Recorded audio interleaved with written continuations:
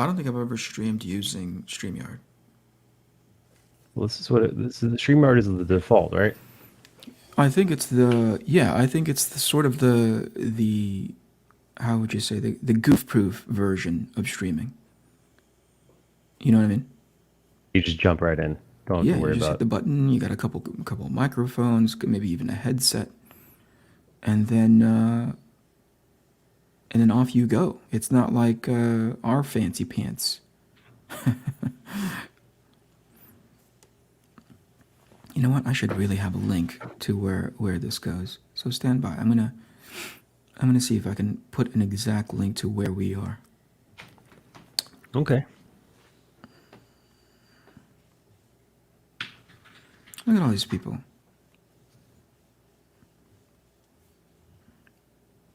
Did you know there is a search category in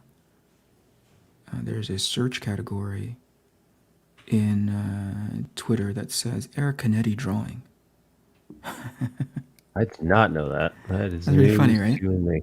Yeah. That's pretty dang funny. All right, and there's Twitter, and now we're gonna go on the Instagrams and tell people that I'm also streaming there. How about that? That is perfection. Can I tell you what's unnerving? There's no music playing in the background. Isn't that a little weird? Yeah, it's quiet. Oh, here, I see. Well, you can play your music, but I mean, I can't.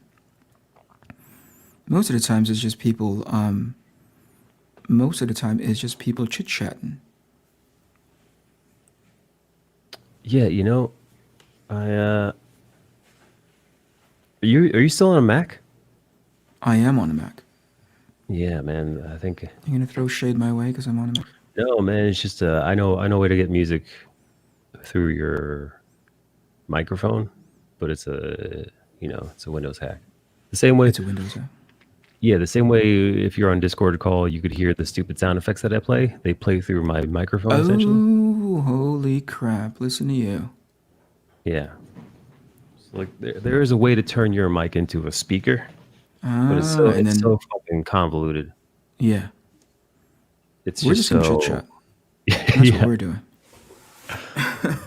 We're not gonna worry about the freaking music, but before we do that, we're gonna say hello to the handful of people that are kind enough to join. The handful of people who are awake this time of day, kind enough Hey, to hey, say hey. hello. So, hello, Darren. Hello, Prater. Hello, Robert Shepard. Yeah, there's four of us, dude. Let's hang out. This is. Have I told you? Have I told you this is Doug Ernst? Congrats on the opening campaign, man. The snowball is rolling downhill and picking up speed. Have I told you about Doug Ernst? Tell me all about him. Doug You've Ernst mentioned it before. is an author and a writer. Formerly, until he just recently, he worked for I don't recall which paper, but it's a legitimate paper of note, a newspaper of Oh, note. He decided, you know what, he's going to dedicate himself 100% to writing full-time comics. He's one of the guys who are at Iconic with me, effectively setting up what good looks like. awesome. I have his book here, and I want to be able to bring it up. Stand by. Let's see.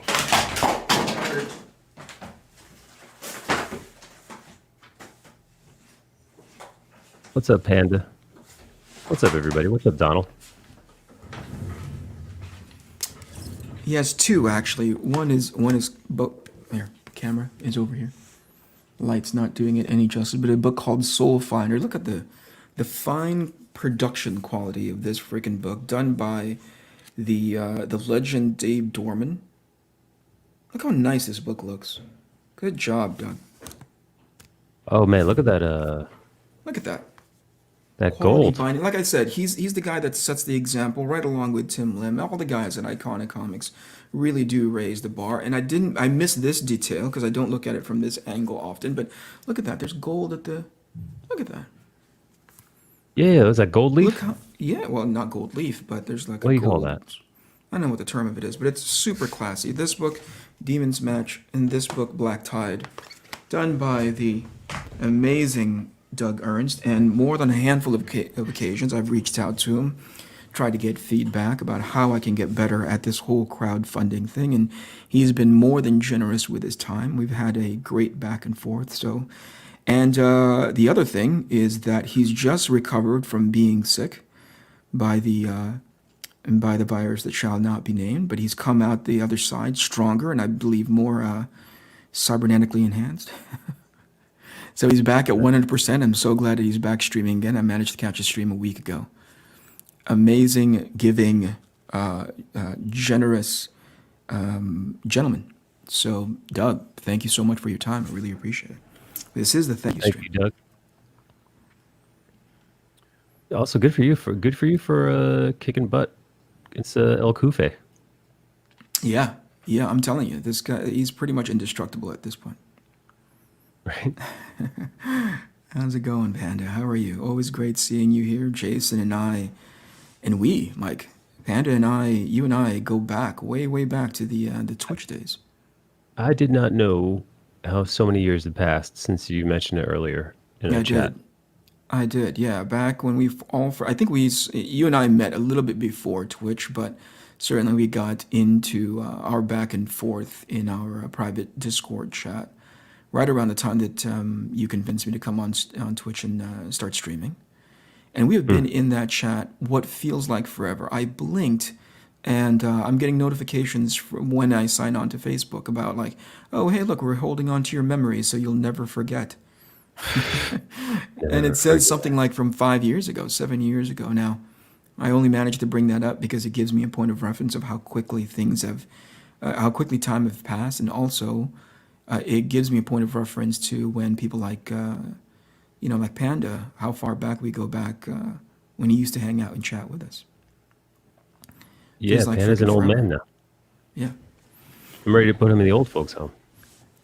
I think he's ready to get his retirement checks.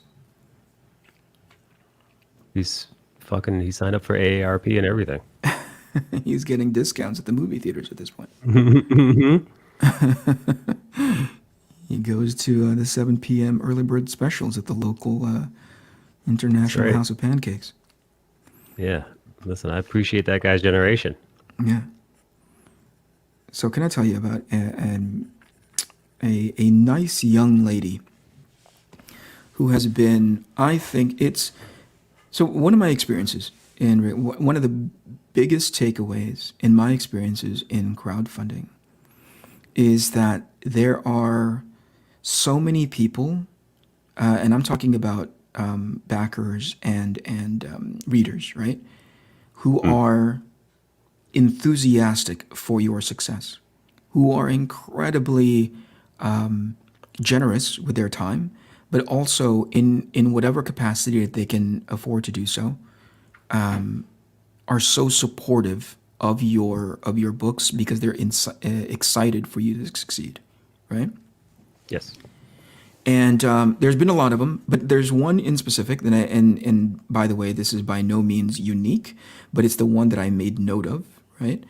There is a young lady by the name of Amanda B, who in the background, as I listen to multiple streams, just kind of like creeping on other people's streams, she has been so supportive of my work in not just in like, hey, go and help with the awareness that this campaign is live or there's a countdown to it or what have you, but also in a handful of times when somebody has mentioned something about me that was, I wouldn't say less than positive, but in such a way where she's able to vouch for me, she has stepped in and said, and I remember this one stream that I was watching, and she said, Eric is probably, and I'm trying to capture the spirit of it, she said, Eric is probably helping in a different way than what we'd come to be grown accustomed to when it comes to independent creators. Because the obvious way to do it is like to retweet people's streams, you know what I mean? Make people aware of other people's projects and all those kinds of things. But I operate a little bit differently. And the fact that she had the wherewithal, or at the very least extended me sort of the kind courtesy to say, he's probably helping in other ways, you know? Yeah. That was huge. I made note of that. Yep. I made note of that in the back of my mind. And just recently when I was hanging out with Dan Fraga on his stream, I think it was 4 nights ago, and Dan has this really, really great activity where the entire month of October, he brings on a fellow artist, another creator, whatever it is, just to bring awareness to their work. But most importantly, he just wants to come and hang out with like creatives like himself. And I think, 75, 80% of the time it's artists, because during the month of October, he takes he opens up suggestions to his community. And can you hear that vacuum now? There's It was cleaners very in the subtle. house, by the way, heads up. So he reaches out to his community and said, for the month of October, each day I'm going to bring on a new creator onto my stream, and we're just going to pick something that the community sort of like suggests to us. He's the one that makes the final call on it, or the guest makes a final call on it, Gotcha. right? And in the time that I was there, he was going down his, I think he does the poll via Twitter, and a couple of times, or excuse me, we were picking out the suggestions, and then something scrolled up from Amanda where she had asked for Inspector Gadget, right? And it was eventually Dan and I ended up doing Magic from New Mutants / whatever the heck team she's on now. But I made note. I'm like, Inspector Gadget. I don't know if I've ever drawn Inspector Gadget in my life. Right, so I sidestepped it because I wanted to have a decent showing, and Magic is sort of like in my back pocket, sort of in my wheelhouse. Yes. So I just said, screw it, Magic. And Dan, I think, had fun because it was a challenge for him, and certainly a lot of fun for me. And we ended up talking about a lot of cool things. Now, I tuned in again the next night, or maybe the night after. And when the suggestions part came up again, I saw Amanda had suggested Inspector Gadget one more time. Same thought came across my head, which is, I don't think I've ever drawn Inspector Gadget before. And the fact that I'd never done it, I thought, like, you know what, I better go learn. And as a thank you to her, and all of this sort of like good word of mouth, and the courtesy and the courtesy that she's extended to me, I'm going to draw Inspector Gadget. So here we go. Well, I like this behind the scenes, the method behind the madness. Yeah. Let's say hello to Sweet Tooth really quick. Hello, how are you? Robert Shepard says, "Hail, Amanda B. Well said." Are we at 666 backers, Mike? Are we at the mark of the beast backers? Are we at the magic number? Let me refresh. We are at 666 backers. It's true. Ooh.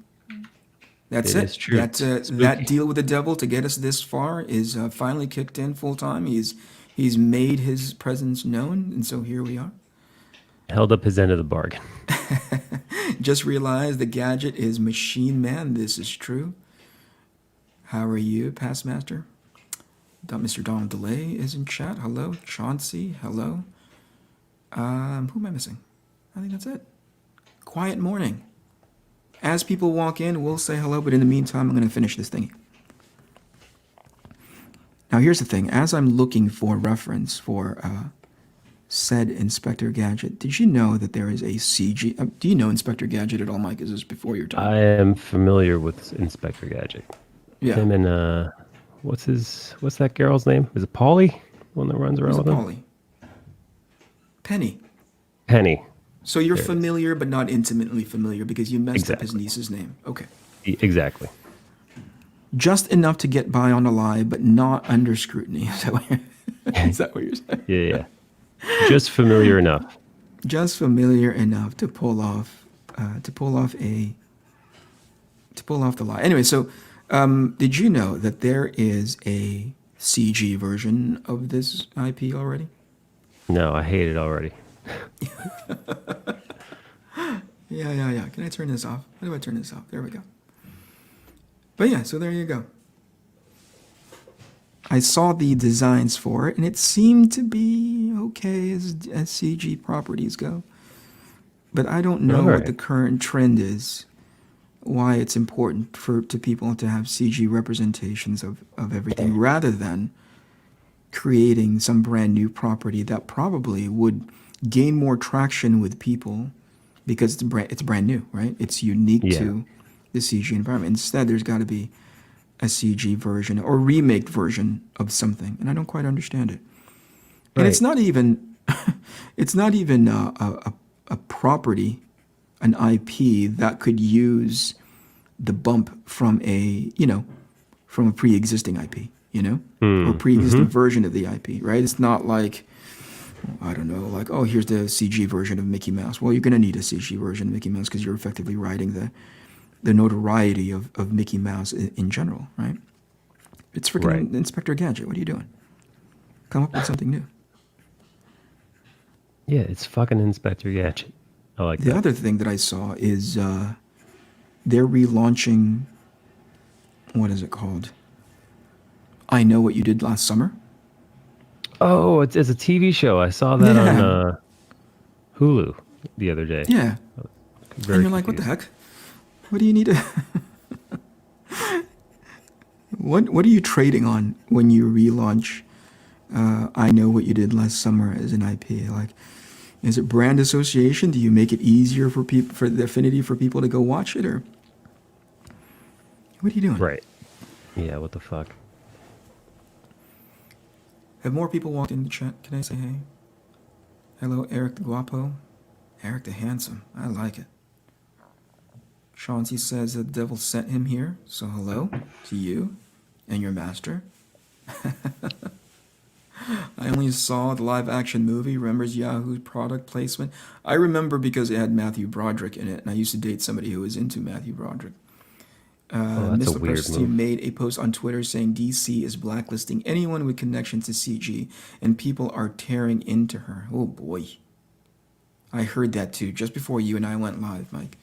I heard behind the scenes that there is some internal communications by way of DC editorial, DC higher Uh-huh. ups, DC official. I don't know if Yeah. they really, I don't know if they really did a press release or anything that official, but certainly internally, it's getting out that DC is blacklisting people. Holy shit. What the fuck, man? Yeah.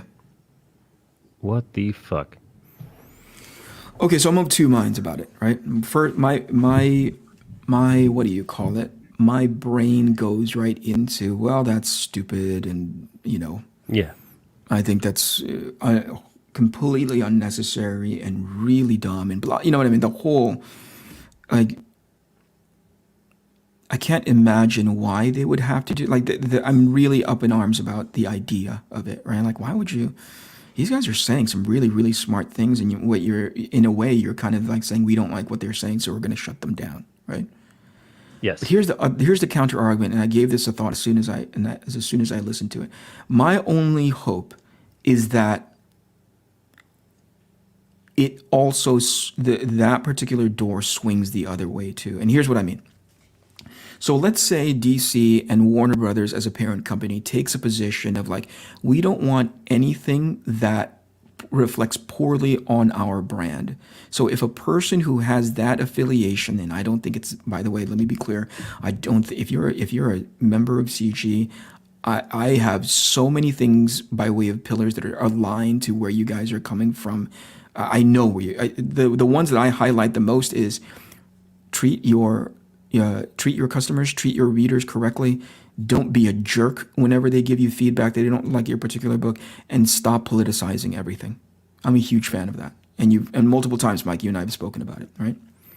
But here's the other thing, Yes. right? And I hope this is what I mean when I say I hope it swings both ways. If what DC and Warner Brothers have identified as like bad for them, and by extension, by proxy, maybe a CG member fits the bill of this, right? Is Yeah. the reputation that comes along with it, whether it be whether it be like professional conduct, right? Whatever it is that they've identified as bad, and I can't imagine what it may be. I hope that it also swings the other way. And here's what I mean.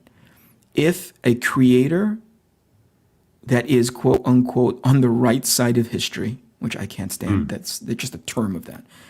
If they go out publicly and open their mouths and say something disparaging to their fan base, they are also off. They're also on the blacklist. You know what I mean? Yes. Like if you Yeah. got these guys who are standing on their high horse and basically go like, yeah, F you because you are from that, you are from CG, or you like I don't want to point out specific professionals because I don't know them well enough. And most importantly, I think I'd be speaking out of turn, but I've seen those accounts, right? Where they act like jerks.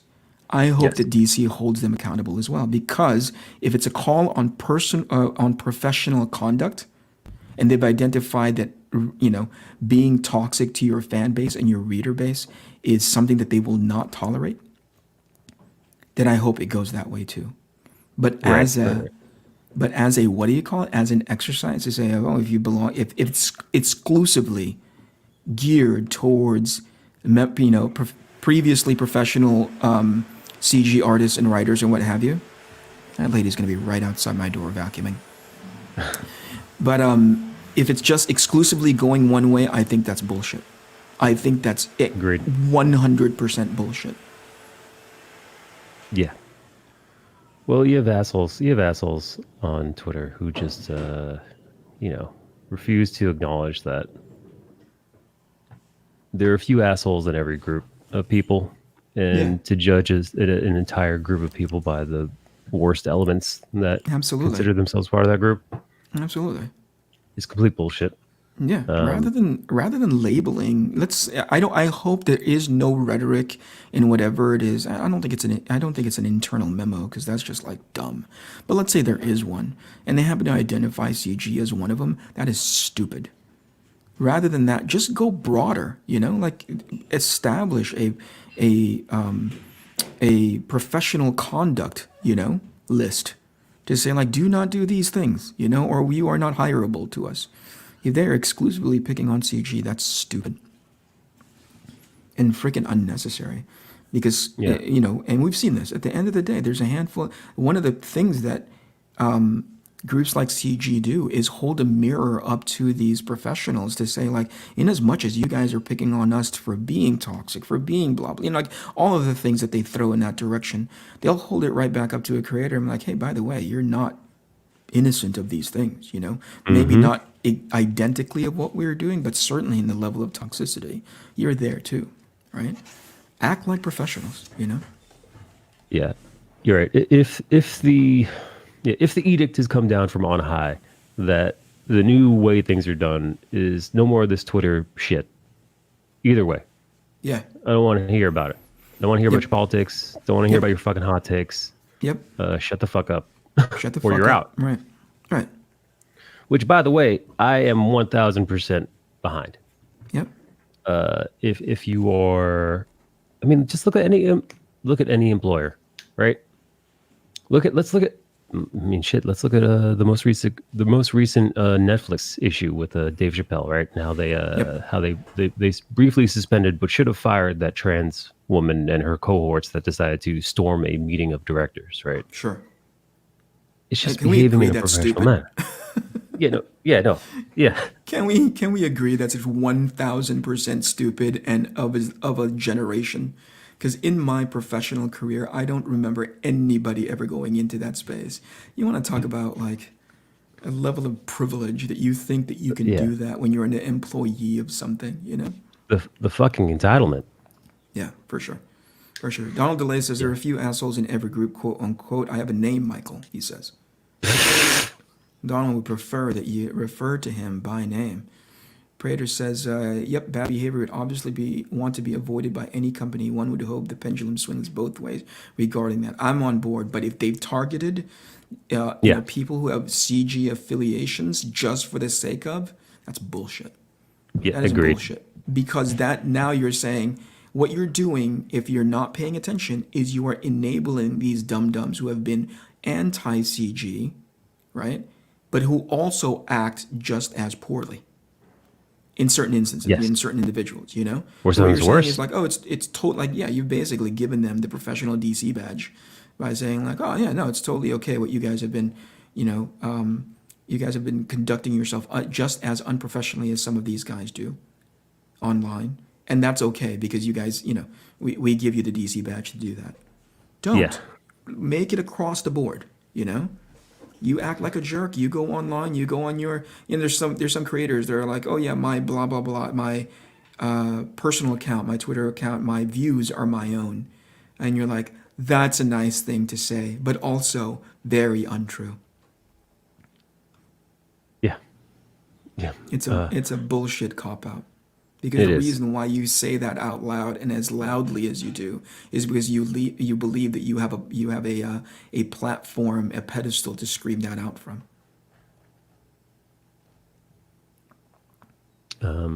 Anyway, I cut you off. You were saying about the employee from Netflix, about Dave Chappelle. Continue. Oh, no, no, no. Just that I think, man, I don't know how, I don't know when it started, I don't know how I got here, but there are so many instances of people who do claim to represent their employers who behave like dickheads and Yeah. assume because they have a certain political affiliation Yeah. or a certain social ideals, right? They share the same socio-political ideology, right? That they can just say and do whatever the fuck they want. And unfortunately, look no further than a case like what happened with Gina Carano and Pedro Pascal. They said very to again, and in my personal opinion, in poor tastes, Yep. comparing making the analogous Holocaust claim. I think Yeah. that's just in bad taste, just in Yep. general, for either one Yeah. of them to do. But Sure. Pascal, not as much as a slap on the wrist as far as we know. But Right. Carano got shit canned. Right. Yes. So when that seems to be the current rule of thumb from these companies, that you could say incendiary things, you could be nasty with our customers and fellow employees, but so long as you share whatever the party affiliation that we subscribe to because we think it gets views, Yeah. then fine, do whatever you want. Yeah. I can't stand that. Me It just neither. seems like Me neither. horrific business practice. Yeah, because it's like the level of inconsistencies in regards to how you conduct yourself in that space is too broad. You know, like why what sets up the protected class? You know what I mean? Mm-hmm. How's it going, Death Curse? How are you? Here's what Doug says. Doug says, Hello. the selective moral outrage from the mainstream industry is embarrassing. As you said, they target those who serve as a mirror to expose their own unprofessional online tactics. Isn't that 100% true? How's it going, William? Yeah. Hello. Pardon the vacuum that's going on in the background. Typically, that would be covered up by, low-level background music. But since we can't do that using StreamYard, you're going to get to hear my cleaners do their job. So, hello. Yeah. Jasper, how are you? Good morning. I have to hit the unhide button. Did you know that, Mike? On Unhide. StreamYard? Yeah, there's a hide. Actually, there's a hide. Excuse me. There's a show button and then there's a hide button. And it's not like what we have. I don't know. What do you do for? You have your chat just going on your stream whenever you're streaming, right? I do. It's just loose. Yeah. It just scrolls up and then eventually it goes into like whatever, the void. Yeah. Right? That's right. My streaming app of choice is a thing called Ecamm. By the way, this is not sponsored by them. But anyway, so what happens is after you hit the little button to show what somebody's talking about, it'll eventually fade out, to which you could program. Should it stay on screen for 3 seconds? Should it stay on screen for 10 seconds? And so on. On StreamYard, you got to click it Gotcha. on and off. Unless I'm Oh, not I hitting see. the right button. Oh boy. Yeah. Anyway, that's the part that really bugs the heck out of me if it's true, because the mainstream comic book industry, as much as they want to stand up and say we are the example of what good looks like, rare do they ever live up to that potential, to that boast. And oftentimes in the beginning I used to really point at each creator and be like, oh, why are you such a subpar human being, And I got really rage filled about that up until I was like, oh man, I'm spending way too much time, thinking garbage thoughts about this person. I don't know them. I don't know anything about them on a personal level. They could be, they could be providing for their family, whatever it is, they could be good people, Sure. just, socially awkward, or at the very least conduct themselves professionally, less than how I would see fit, right? And who am I to say how they should conduct themselves professionally?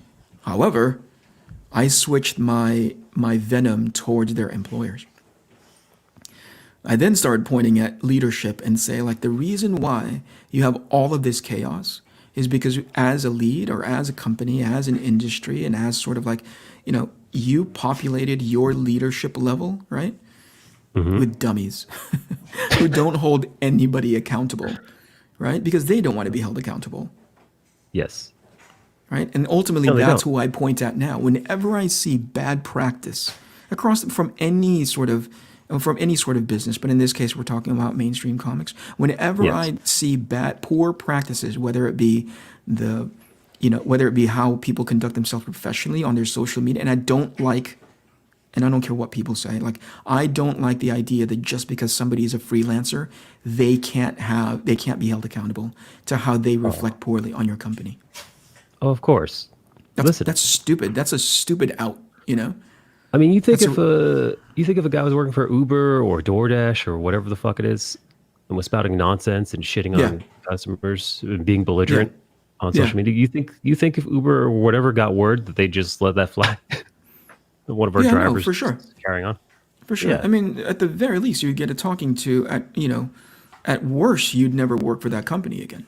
You know. yeah, But right. here we are anyway, like that annoys the heck out of me. And the reason why I bring that up, and this I can tie this all back to my experience with crowdfunding, right?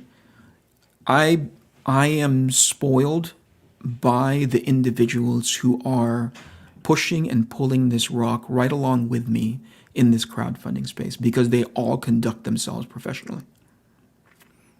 Does that make sense? Like, I cannot imagine ARC Athena being as successful as it is. And by the way, Bale just said 50K is broken, 3 backers away from 670. Thank you so much for that, Bale. I can't imagine being in this space in which it is critical that everybody is pushing and pulling their weight or pulling their weight.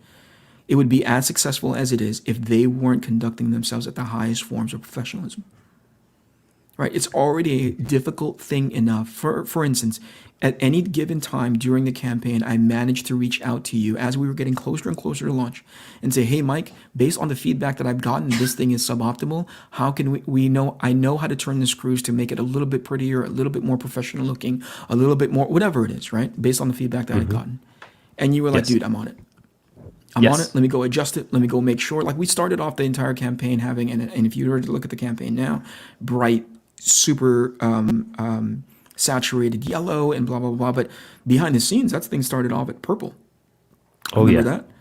And after I showed it to a handful of people behind the scenes, they were like, Eric, this thing is a tiny bit muted and we're not getting the umph, the emotional, Yes. visual umph that we could be getting based on the what they understood as the bombastic nature of the miniseries.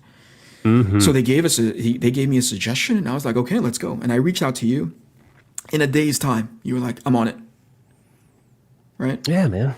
Well, listen. Similar to, I'll say this, I don't know if Eric Weathers is here and can hear this, but this should be no surprise to anybody who's ever worked with him. But I remember turning in the script, sending it to Eric, and he had lettered the entire first issue already. And after I'd sent it out to a couple of people, they were like, Kennedy, this isn't reading as well as it could. And this is we're already at we are getting as close as we can get to sending these files off to the printer. Yeah. I was Yeah, maybe yeah. one day away from pressing that send file. And I sent it to a handful of people to read behind the scenes, and they're like, this is great, but here's how you can do one more level of polish. So we were polishing at the very last minute. And that polish needed Eric Weathers' participation.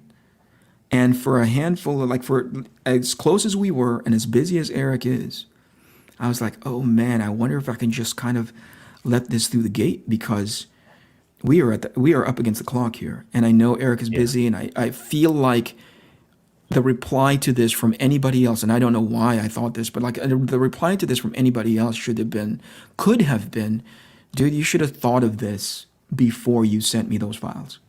Right? I'm a busy guy. I'm keeping a ton of different plates spinning. But I just reached out to him and I said, Eric, we need to change this dialogue, and there's actually a typo here that looks really poor. And without skipping a beat, Eric's like, yep, turn it around in a few hours. Or at the very least, he set up expectation of when he'd be turning it around. Because again, he's a busy dude. He's saying, give me a day. I'll get this out to you. When do you need it by? That kind of conversation. Oh, I love that. Professionals through and through. Right? That's across the board. Every position on the team, professional through and through. From the colorist in Giuliano to the editor in Joe Fulton, they, if there is a professional line drawn on the ground, everybody step to it, toe first. Love. So that was freaking awesome. I love that. And I don't understand why. And this is a small operation. It doesn't feel small because there's like the 7 of us. You know what I mean?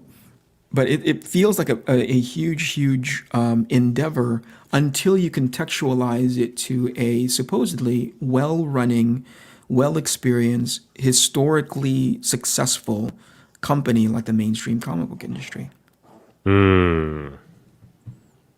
How is it? Oh man. How is it that 7 guys, you, me, the 3 gentlemen that I just mentioned, plus Leo, who did all of the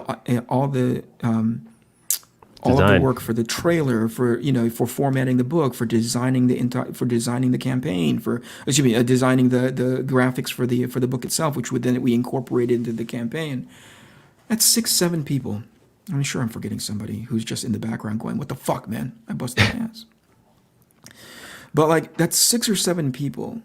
How is it that those people can conduct themselves, not across the board, but at the very least, have a better understanding of what professionalism looks like? You know what I mean? You know what it is? If I might take a guess, take a stab at it. Somebody in the chat, Jasper wrote this about his own work. I do indie work through an app network. If I get a bad review, it hurts my metrics, affects my personal livelihood, period. But I work as an independent contractor. And I think that's the mentality. I can't speak for the rest of the people who are on the ARC Athena team behind the scenes, but that's the mentality that I have. Yeah. I don't have the luxury of fucking around or shitting on anybody who might be supporting ARC Athena or getting on Twitter and being incendiary towards you or anyone else. Right. Yeah, because I'm invested in the success of this from many different ways. But most importantly is you as a friend and a creator who I respect. I want this thing to do well.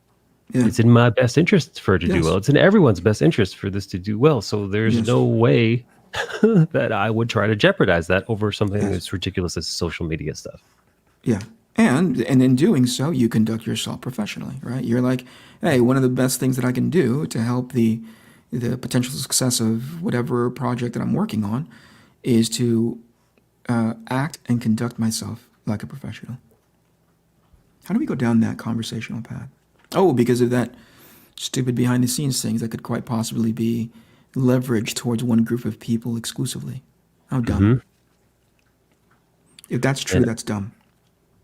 I gotta say, when it comes to people who just unabashedly decide to shit all over CG, and I should say, I don't consider myself part of CG, but I don't consider myself part of any fucking group. I don't like doing that, but I do respect my friends who do consider themselves CG. Some of them are in the chat. Respect them as creators, respect them as people, and I always do my best to defend the group from the ridiculous critics who just choose to echo and parrot the same tried, lame, and BS and easily disproven BS. and what always gets me is when they use that old adage, known hate group, known insert fucking incendiary comment. It's like, oh, is it known? is it? Is it known? But I think when it comes down, the people who annoy me just about as much are those who just blindly believe those lunatics, who just don't look into it. They don't do a little bit of research. Yeah, they just, for sure. Okay, yeah, CBR says it, or what Bleeding Cool says. Right. Sean And I'm sure, says it's gotta be true. yeah, It irks me. it does. It does. Because it takes all critical thinking out of the conversation, you know. It is to say that is that would be dumb, but that's not the. I want to take the opportunity to thank everybody who's in chat. If you have not supported ARC Athena just yet, and you're on the fence, we're barreling down the last 24 hours. Now I'm not suggesting that you do, but if you could do me a favor and just go look at the campaign, and if something within there inspires you to support, we would genuinely appreciate it. Otherwise, for those of you who have already supported, thank you very much. I really, really do appreciate that. I really do appreciate it. There's a gentleman that just walked into the chat here. He goes by the name of the Bunderdome, which makes me laugh because I'm trying to think of the connective thread of Tim's branding.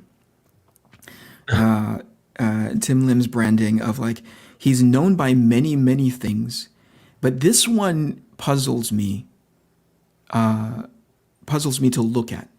You know what I Some mean? people space cowboy. Let me see if I can get him on, because Some I've got a big bucket of thanks to heap on top of him as well.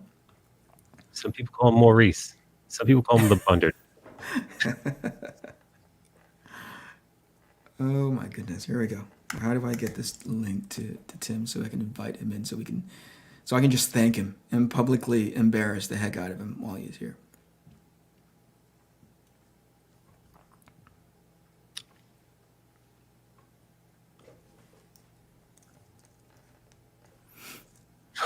CG stands for Cookie Gobblers. That's right. Una hate group, Cookie Gobblers. They're at it again. Led by the one and only Cookie Monster himself. And my attitude is like, isn't this old already? Anybody, like, you look around and go like, are we not way past this already? You know? Yes. You'd imagine. Known pie eaters. Cookie Gobblers. Oh my gosh. Dead air v chat. Was there dead air? It's just me and Mike. I sometimes think of these streams, especially if there's no background music, especially if it's just us, all of us hanging out, to be less about the entertainment value, as I've come to realize it's really necessary in some streams, but in our case, it's just you and me hanging out. Yeah, man. It's Right. I look at it as like a phone call or Yeah, more like a like we're podcast, maybe. like we're catching up. Here's Tim. Tim, Hey, how's it going? Kumusta how po, are you? pare? Listen to that, dude. He's hitting me with a Filipino right away. Oy, That, dude. oy, mabuhay. Mabuhay. I like it so much. It makes me feel so uncomfortable because I never answer him back in Tagalog. I Oh, know. Hey Tim, no. how are you? I'm good. How are you? Good. I don't know if you're comfortable with me talking about our how I managed to convince you that I'm a decent guy and that you would be able to help me out in regards to my campaign. Can I tell that story? Yeah, Will yeah. you be embarrassed? No, you can tell a story. Absolutely. And so I just told this story to Wes, who I was speaking to earlier this morning. So as it goes, Mike, and I think I don't think I've told you this story before the chat, and for those who don't know this story, and if you've already heard it, bear with me. Wes from Thinking Critical, and you can find him on YouTube. Really great channel. Congratulations to him for the success of that channel. So I spoke with him very early about the project, about ARC Athena when it first launched, right? And I didn't really have everything shored up yet. I just knew I was going to do it. I had pages that I was working on. Launch wasn't anywhere near the horizon. The runway was way far back than September 15th, which was launch day for book one.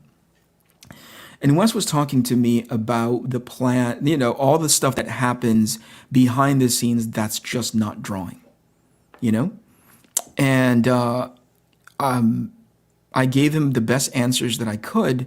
The other thing so I asked him, like, hey, Wes, do you know of a project that is similar to mine, which is not just the one issue and then waiting until whenever it's like a mini series, And he said the only analog that I can think of is Tim Lim over at Common America, who's been doing this consistently for, how long have you been doing it, Tim? 5 years, 10 years, 16? Nah, the crowdfunding we've been doing for about 3.5 years, but for There you Common, go. that was 2 years. Jeez, it's that much more incredible to me that you have reached that level of success in 3 years' time. It's phenomenal. Anyway, so Wes says to me, "There's this guy named Tim Lim, who's has been doing a book. He's been doing it consistently. His crowdfunding is the sequence of his crowdfunding, the cadence of his crowdfunding has been pretty consistent, and his growth has been pretty amazing." And I said, "Oh, that's cool." And he's like, "Dude, I'll put you in, I'll put you in touch with him." Like, "Oh, Wes, that would be awesome." And I was in my information gathering stage, you know. And so finally, I think Tim and I ended up talking eventually, and I must have said the magic words that made Tim go, "Yeah, this guy knows. This guy's serious about this space." I don't know what the sequence of words was. I don't know if it was a phrase. I don't know if it was like a set of sentences, whatever it was. But Tim was like, "Whoa, he's serious." And from there, Tim just opened up the Tim Lim, as I refer to it, the Tim Lim playbook, which I've been implementing, which I've been implementing and will continue to implement for the next X amount of issues of ARC Athena. And he told me this story on the side. He was like, "Tim, this is the part that may get embarrassing." And he said, when West first told me about the fact that you were interested in getting some insight, getting some help, I didn't want to have anything to do with you. I said, "Why?" And he goes, "'Cause man, pros, you know?" And I was like, "Yeah, pros, you know?" And I was like, "Wait a second, what does that mean?" And this really speaks to some, if not the majority of outlook from certain professionals. I knew where Tim was coming from, and this is why I took no offense to it whatsoever, because there are certain people who have reached a plateau of success, a preconceived notion of their place in sort of the pecking order, that when they go into the crowdfunding space, they don't take it seriously as a business. They automatically assume that just because I have name recognition, the equity behind my body of work, there should be an inherent level of success built into this endeavor. And that is not at all true. It is the farthest thing from truth.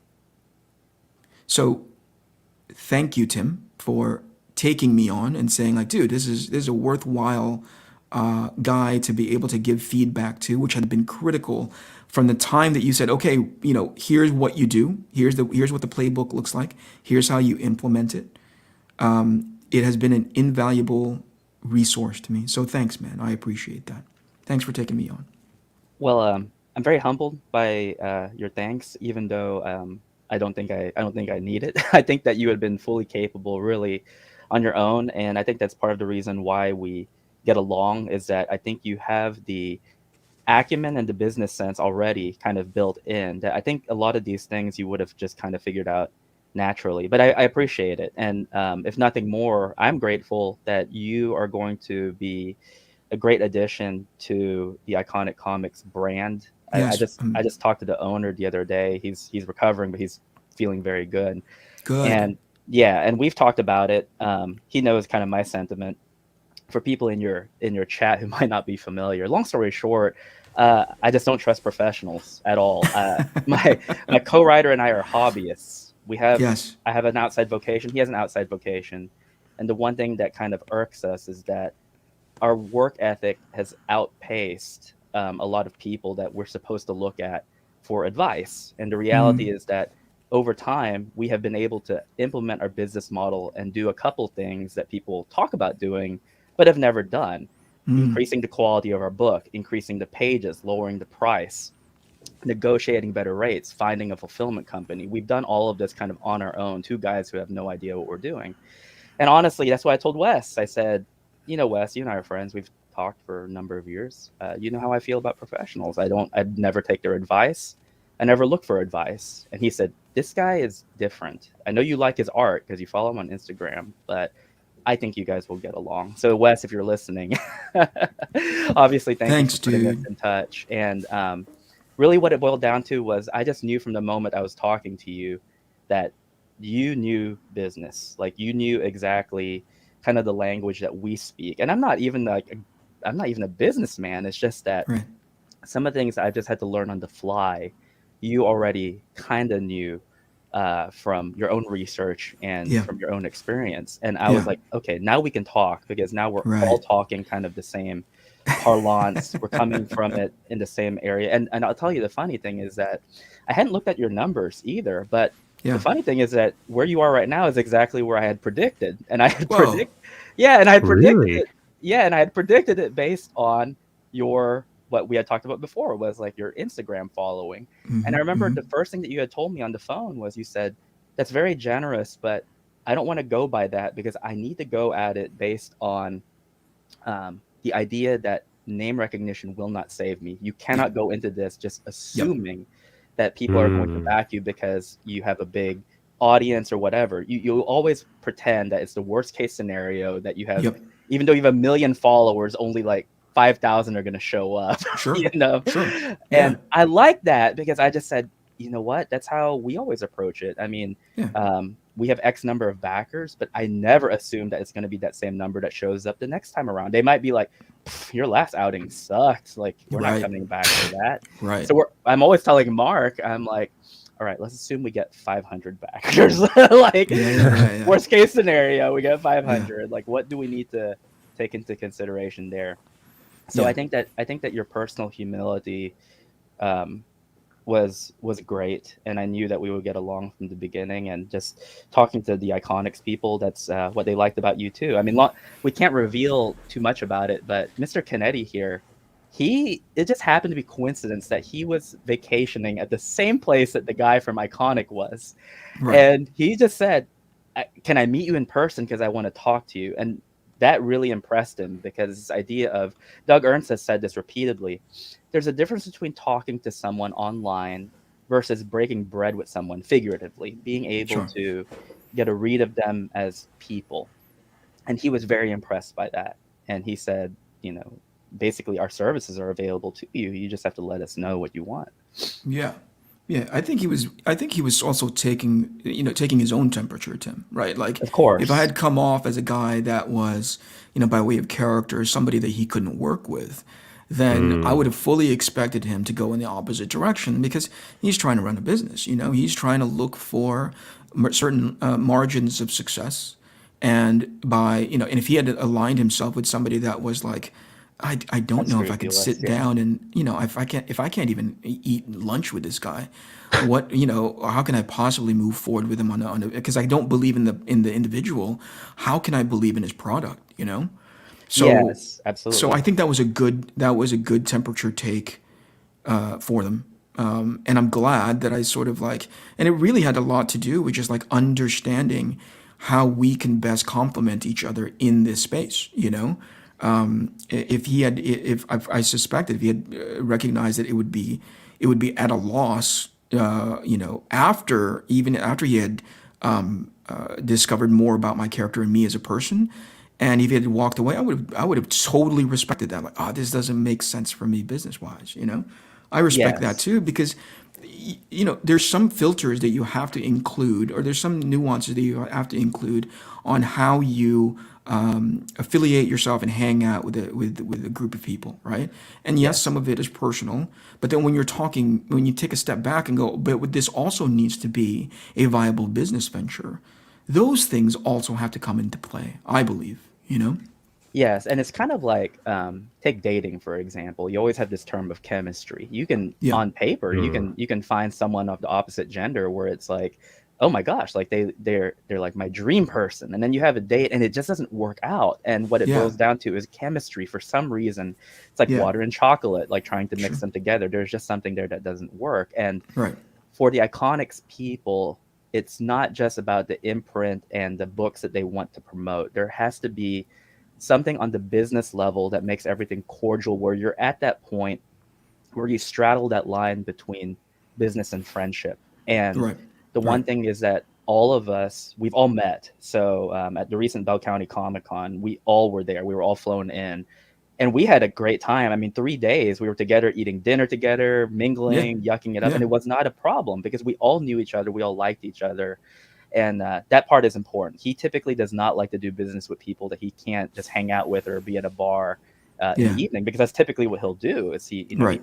he owns a bar, so he'll say, "Hey, business meeting. I own a bar. You want to meet me there, around 8 o'clock?" And it's like, "What? You own a bar?" He's like, "Yeah, but don't worry about it. It's not going to be loud. We'll go over into the corner and talk." And that's the type of person he is. I mean, it's the South, it's Texas, so that's how you typically do business, as far as brick and mortar small businesses are concerned. Yeah. So he really liked that about you, and I made sure to put in a good word for you. And I said, "Hey, I like this guy too." And he was like, I thought you don't like pros. And I said, "I don't, but there's a few that I make exceptions for. You're one. Aaron Sparrow is another. He Sure. and I have known each other for the last 2 years. So my prejudices aside, guys like you are a diamond in the rough, and I like the fact that your business model is solid." It's trying to be. It's actually your business model, Tim. So, yeah, that was sort of like a back pat for you. Yes, but even prior to me, the fact that you already had 5 volumes of ARC Athena in the bag, I was like, I want to talk to this guy, because I'm like, you and I are on the same wavelength. We're already That was, I thought, a critical component on how to make something. And here's something I'd identified. Let me read chat really quick. Doug says, a website with an ideological bent that agrees with us said you are a hate group. They totally didn't cherry pick the data and throw up straw man. That's pretty dang funny. Oh, Doug Ernst. I didn't know he was in the chat.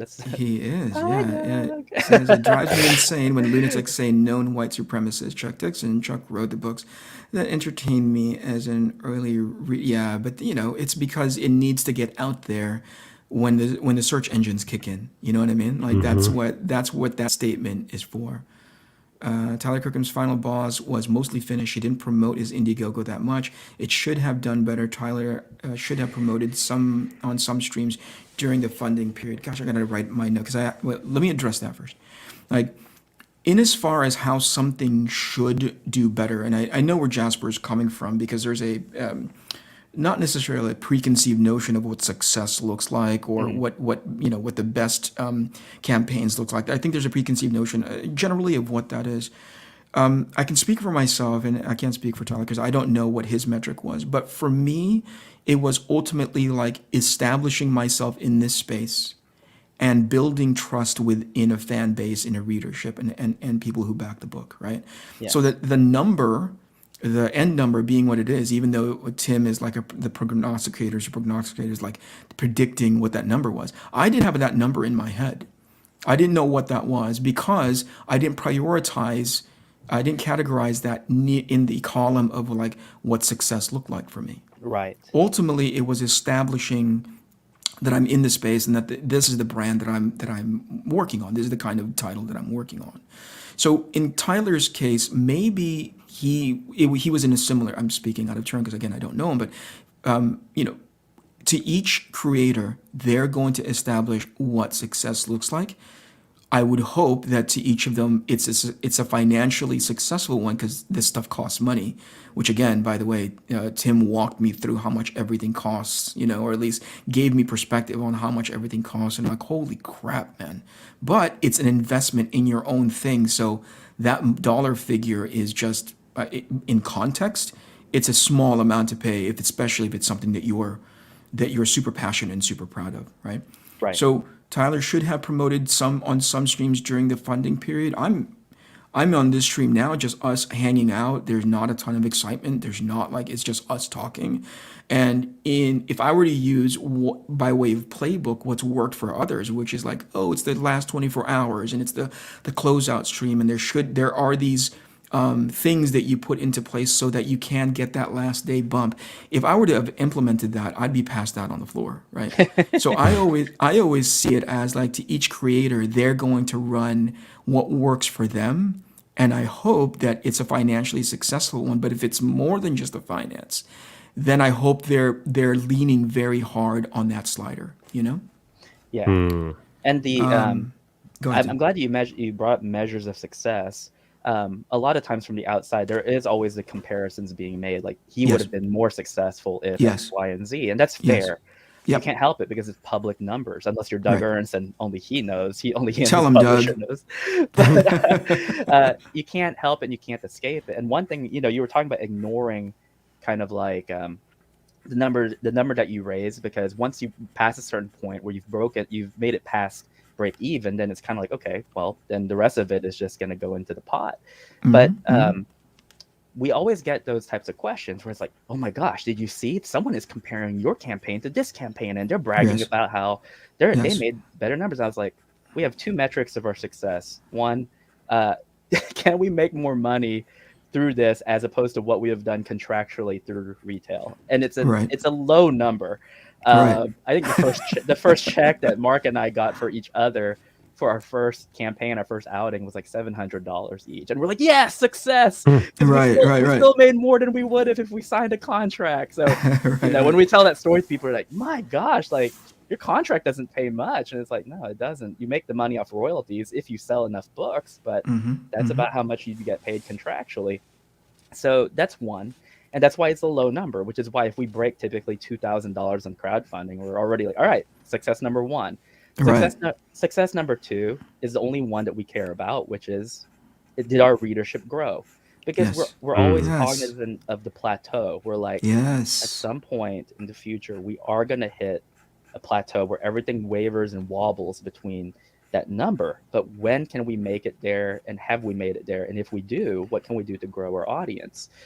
I really don't care. I've had some people be like, you have more backers compared to this campaign, but look how much money they made triple yours. I was like, I don't care, because that's not my measure of success. And I'm pretty sure if Todd McFarlane has a campaign, he's made like $1 million, and someone's like, well, you would have made more money. It reminds me of that meme of Woody Harrelson like wiping his tears with like a bunch of $1 bills. It's like, I don't think he's losing sleep at night. I think he's pretty happy, and that's how I feel like guys like you and me and Doug are, where we're like, hey, our metric is very different than what people might say. And don't get me wrong, we're happy. We're very happy where we are, and we're not losing sleep over it. Yeah, I was about to put up this comment from Donald. It says 120K plus campaign. Y'all aren't hobbyists anymore. The level of consistency and professionalism from you two, you're definitely professionals now. So I'm like, that's a good. I mean, that's Tim. I don't want to have to be the one that tells you this, but at 120K, you can still wear the hobbyist T-shirt, but maybe I have it. It's in my closet. Maybe you should start thinking that you guys are actual, comic book professionals now, but existing in a space that isn't handcuffed by all the comic book professional things that you rally against. I don't know. That's not up to me to decide. But ultimately, congratulations on that success, right? And what I love, and I remember you saying that term because you're like, this isn't my full-time job to, I'm there. I work in another industry and so on. That is actually a feeling, the spirit of that I've tried to inhabit for myself, which is, don't look at this as like the job, right? Don't look at this as approach this from a hobbyist perspective, because at least to me, how that speaks to me is it still keeps it fun. The moment I turn it into my full-time job, at least in my head, maybe not even in practice, but in my head, oh man, I get exhausted so quickly. So that hobbyist moniker keeps things fresh, it keeps things lively, and it doesn't ever feel like work. Now, it's a lot of drawing, it's a lot of pre-production, it's a lot of post-production, but it never feels like work to me. So that's what I think the spirit of that word means to me. And I think one thing that helps you approach it from the angle is that you have already finished 5/6 of the work. And so in other words, you kind of already did it for fun. Now you get to sit back and be like, oh, and I get to get paid for it. It reminds me of I never wanted to be an artist as a full-time job. In fact, I was dissuaded from it, which is why I pursued another thing. And I just remember the first time someone was like, they just saw a piece of art that I did and they said, hey man, that's really good, like, can I have it? And I was like, well, you can, I'll just give it to you. And he's like, no, I'm going to pay you for it. I was like, what? Nice. And I think he paid me $150. And I just remember, like, it was that weird kind of pseudo euphoric moment where you're like, dude, I just did this for fun, and then I totally just got paid for it. And that's kind of how we approach these books that we do. Is people ask us if if the money didn't come in, would you still do it? And I was like, yeah. And I think the only time we'd stop is if we didn't make at least like, I don't know, $500. That's Yeah, it.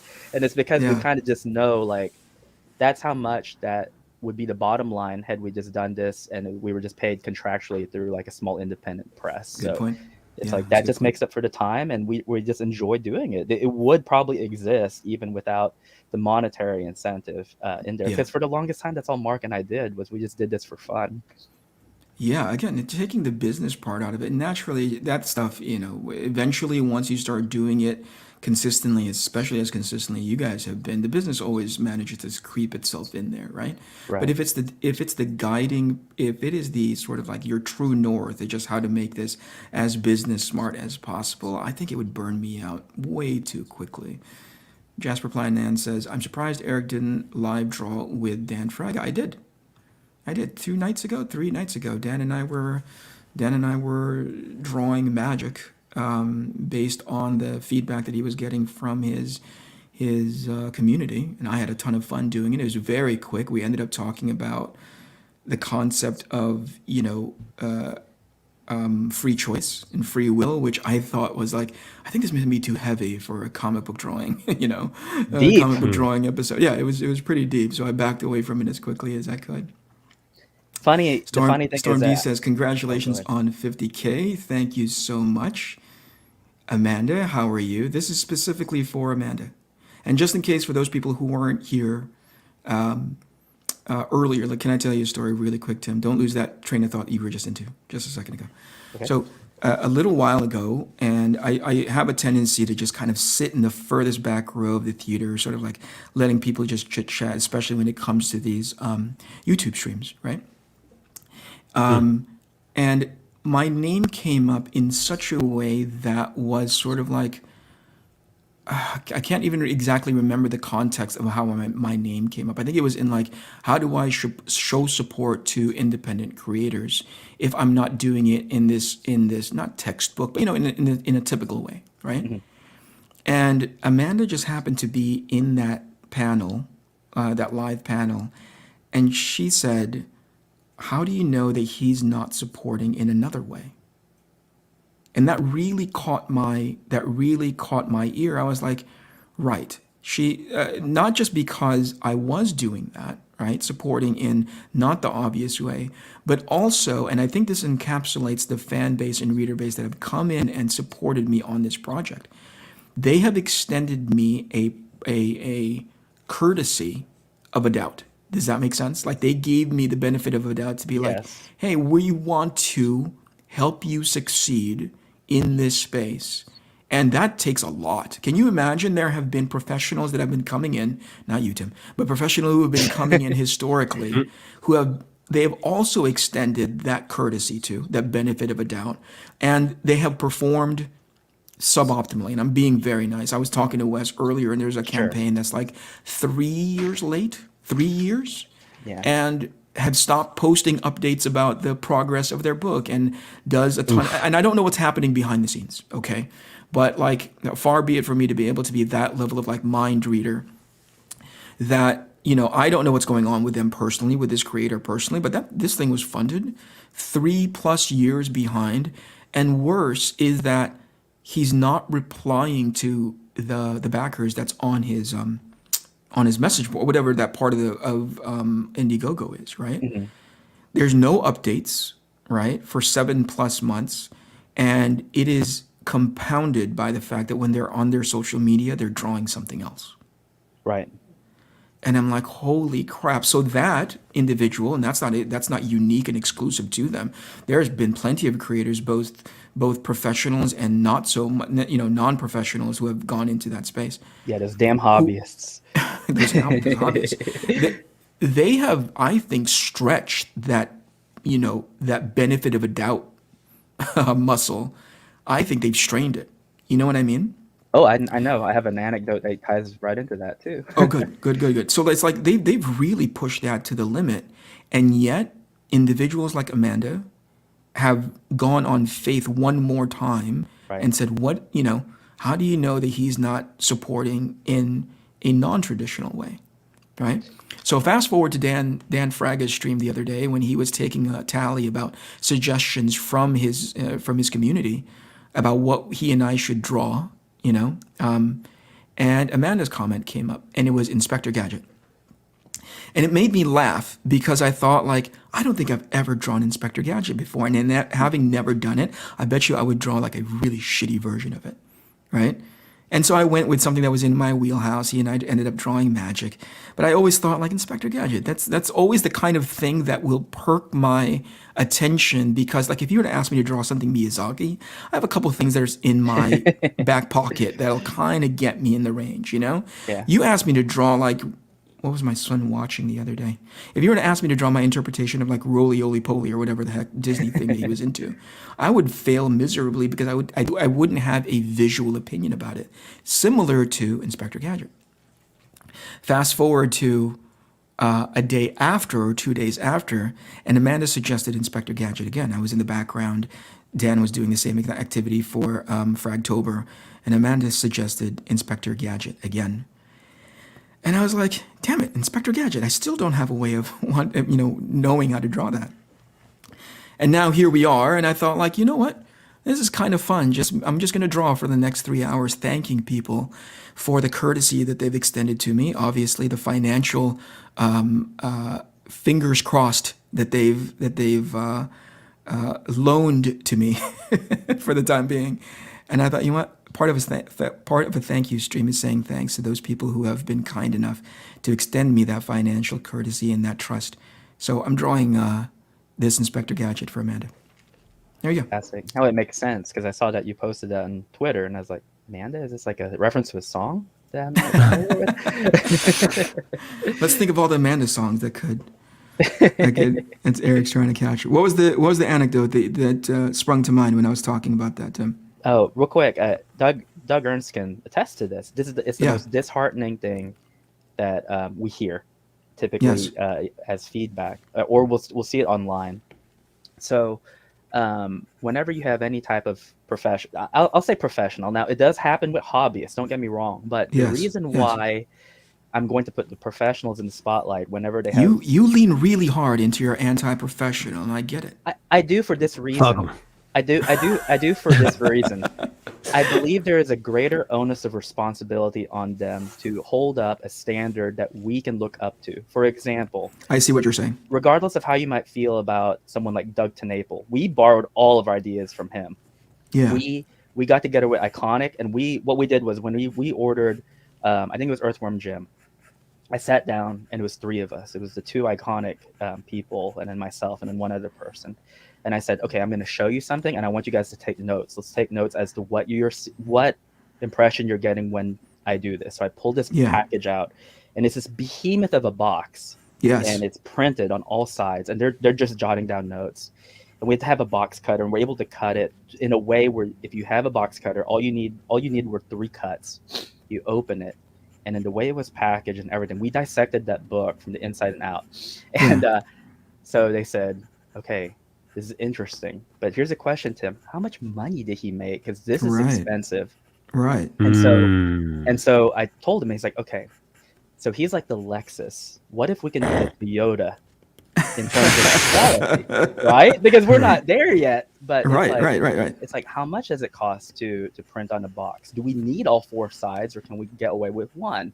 Right. How much does hardcover cost? That type of thing. Yeah. So we look to him as like, okay, that's going to be kind of our prototype as far as our quality is concerned. We aspire to hopefully one day be up there. But the one thing we see is this: you have these creators who are late, who are tardy, who are rude to their customers, who deliver subpar products. And the number one response that breaks our heart is we'll see someone and they'll say, I am done with crowdfunding. Right. If the professionals cannot deliver, why should we trust the independent people? Oh, that sucks. And we hear it all the time. And do you really? Yes, we hear it all the time. We go to 15 conventions a year, and someone will say, hey, I just saw this book on Kickstarter. It's like, oh, did you back it? It's like, no, because I don't trust crowdfunding, because why should I trust it? I backed this product from, and they can name X number of creators. I'm like, oh my gosh, I know that guy, I know that guy, I know that guy. Right. They were late. This was terrible. I paid $40 for this, and it was awful. Right. So we just assumed, like, you guys are nobodies. If they can't Yeah. do it, why can't you? It's like I have a buddy. He hates theme parks, and the reason Huh. he hates theme parks is because he went to Disney World in the middle of July, and I've been telling him, Oh I'm like, boy. dude, that was your mistake right there. I was going Yeah, to Yeah, yeah, Disney yeah. World in nightmare. July, Yeah. and he Yeah. said the wait times were long. It was hot. It was humid. There were people crying all the time. Some of the rides broke down. The food was too expensive. So he just said, why should I go to any theme park like Six Flags or SeaWorld when supposedly the gold standard of theme parks was subpar? Yeah. I just thought, well, you do have a point there. So when you thank people like Amanda, I think essentially that's what's happening is these are people who are basically, you have persuaded them to the point where it's like, I had bad experiences in the past, but I am Yes. giving you the financial benefit of the doubt that I'm going to take the risk on you because you strike me as a person of your word, and Yeah. your product speaks to me in a way that I feel like this is something that I can Yeah. trust. And Yeah. as far as Iconic is concerned, obviously that's something that they're looking forward to, is it's part of their brand and their imprint, and they're Right. wanting people who are hopefully of like mind. Right.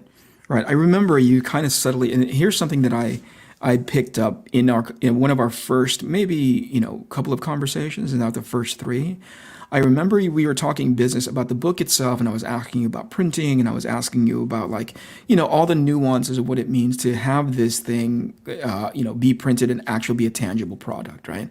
Mm. And near the end of the conversation, you said, "So, Eric, who's handling your fulfillment?" Yeah. And I said, "Oh yeah, it's going to be, at that point, it was going to be my original art dealer, Jason Schachter. By the way, if you're so interested in getting original art from me or all the clients that Jason represents, please go to essentialsequential.com. Find a bunch of different artists there. Anyway, so Jason was going to be the guy that I had tapped. Actually, I had tapped him previously to say, hey, Jay, you've done distribution for me. You've done fulfillment for me in regards to my Kickstarter from a long, long time ago. I had an art book that was like 400 pages thick, and it broke his back doing it, but he had done it previously. So I thought to myself, well, it's already sort of a muscle that he developed, maybe not to an exclusive level, but certainly he knows what he's doing, so that should be shored up enough, right? Sure. And I remember you asking me that question, and it's the way that you asked the question, or the way you responded after you had asked. You were like, "Oh yeah, okay, cool." It was this sort of like, yeah, okay, yeah, right, where you were unconvinced. At least that's the tone that I got. I was like, I wonder Sure. what that is. Uh-huh. And the moment I dug into it more, just generally in regards to fulfillment in general, and just like we're talking about, like getting these books out, not just getting the books out, but getting them in such a way that the backer, the person who is extending you that financial courtesy, feels really, really good about their investment, where they're like, whoa, there is no way the thing inside here is going to come in, going to be dinged, or things are going to be missing, or I'm going to be, you know what I mean? It's going to be a headache trying to follow up on the items that I backed. Right. The more I dug into that, the more I'd realize, whoa, that's a much bigger deal than I gave it credit for. You know what I mean? Like, that is a much bigger deal than sort of like leaving it to, in this case, it would be Jason as the hobbyist, Yes. right? I think that, It would be, Yeah. that was my incredulousness, by the way, was you mentioned it as one person. And I Yes. thought, your numbers are probably going to be anywhere north of 400, 500. Like, that is Yeah. a lot of books. And I have talked to a lot Yeah. of people who have fulfilled Right. books on their own. And I was like, right. "Eee." That's Yeah. big So number. you were nervous on my behalf. Yes, You're like, okay, but the more I dug, the more I'd come to realize, like, holy crap, this is just as important, if not the most critical stage of this whole production, right? Because I can draw it pretty, we can get it made up to look pretty, but if it doesn't get there, in a presentable manner, just even in a stellar manner, then I have 5 more of these things. You want to talk about establishing a foundation of trust with backers and potential people who may back you. That's one of the worst things that you can do, I would think, is to have this thing arrive not just late, but banged up, Yeah. Yeah. And that type So of I thing thought, still like, happens, but obviously risk minimization is what you want. absolutely. I mean, it can happen to anybody. You can put it, in a box inside a box inside a box, but something inevitably will happen where this the shipping of it from FedEx to wherever there could be a gorilla handling it, right? Something could still happen, but you mitigate that risk by having a business that is zoned, sharply laser honed in on what it means to deliver something and make sure that it arrives in a pristine as close to pristine condition as possible. And that was when you and I had a serious conversation of what it meant to go into, go talk to Iconic, and to be like, hey man, you think it's cool if these guys do all the heavy lifting near the tail end of this whole thing? Yeah, And yeah. thankfully that worked out. It did, and they've had, not what's the right word for it. For people who might have not known, we had a COVID thing happen or a Novid thing happen like recently, and as a fledgling company, like they've only been doing it for 2 years, they learned something because you talk about critical nodes in infrastructure. Probably the most critical node in that fulfillment was taken out for about 3.5 weeks. That's how long Iconic has kind of been out of the picture, Yep. and we realized that there has to be a ringer who can come in and fill in that gap should something happen. Yes. And so even for something where it's like they're dedicated to fulfillment, there's so many things that can go wrong. And so having that taken care of on the front end, especially with the ambitious nature of your launch, that's one thing that you definitely wanted in there. Because imagine if it was your art dealer, and Yeah. he could be like, man, I'm a powerhouse. I can work through 100 orders a day. Oh Like, yeah. unless you get something, and then you have Right. no one to help you with it. Right. So Right. that kind of forward thinking was something that I really appreciated in our conversations, because we talk maybe 2 times a week maybe, and I always like the questions you'd ask, because I was like, oh, I love talking about this stuff, because Yeah. it's the stuff that we talk about. Like Doug and I, like he just called me the other day from Montana, and he just Yeah. want to talk about business. It's like, all right, what's next? Like what I have an idea. How do we implement it? Like, are you guys thinking the same thing? Yes or no? Right. That type of thing. So I always appreciated the fact that was one you were thinking about that in the front end. I have talked to several pros who will come to Mark and I during a convention. It's like, hey, you're the guy running this campaign. It's like, yeah, I wanted to ask you something. Who fulfills your books? I'm like, Right. aren't you the guy whose campaign ended 2 months ago? Oh Like, boy. why didn't you think about this? It's like, because Right. it's no big deal, man. Like, I'm the artist. Like, Right. the money came Right. in Oh, and I God. have it. I'm just Right. like, Nightmare. I hate you guys so much. Like, I don't want to talk to you. Like, you don't get any of my advice. You can go pound sand. I've seen you talking to other people, and seen you talking to this pro, and this pro. Don't come to me. I'm the hobbyist. Like, go Right. do your own thing. So Right. Right. Right. I'm being kind of facetious, but you know where I'm coming from. Yeah, no, I mean it really is quite, and I think that's the reason why. And a handful of people that I've talked to behind the scenes sort of ask me as if I'm the freaking know it all about this stuff. But it has been posed, and I thought about this myself, which is, I wonder why more pros don't go down the path of crowdfunding, because at the end of the day, you would hope that they had established enough professional equity behind their own bodies of work in which they could take these chances on whatever IPs that they decide to create in whatever capacity. Right. There's a handful of things that are actually barriers to that. One of which is, once they do a little bit of digging, they self-select out because they realize it's too much work. Yes, and Right? it's a nightmare. It is. A It is. logistical Oh, nightmare. yeah. And that's not being sort of like, oh, that's not being overly dramatic.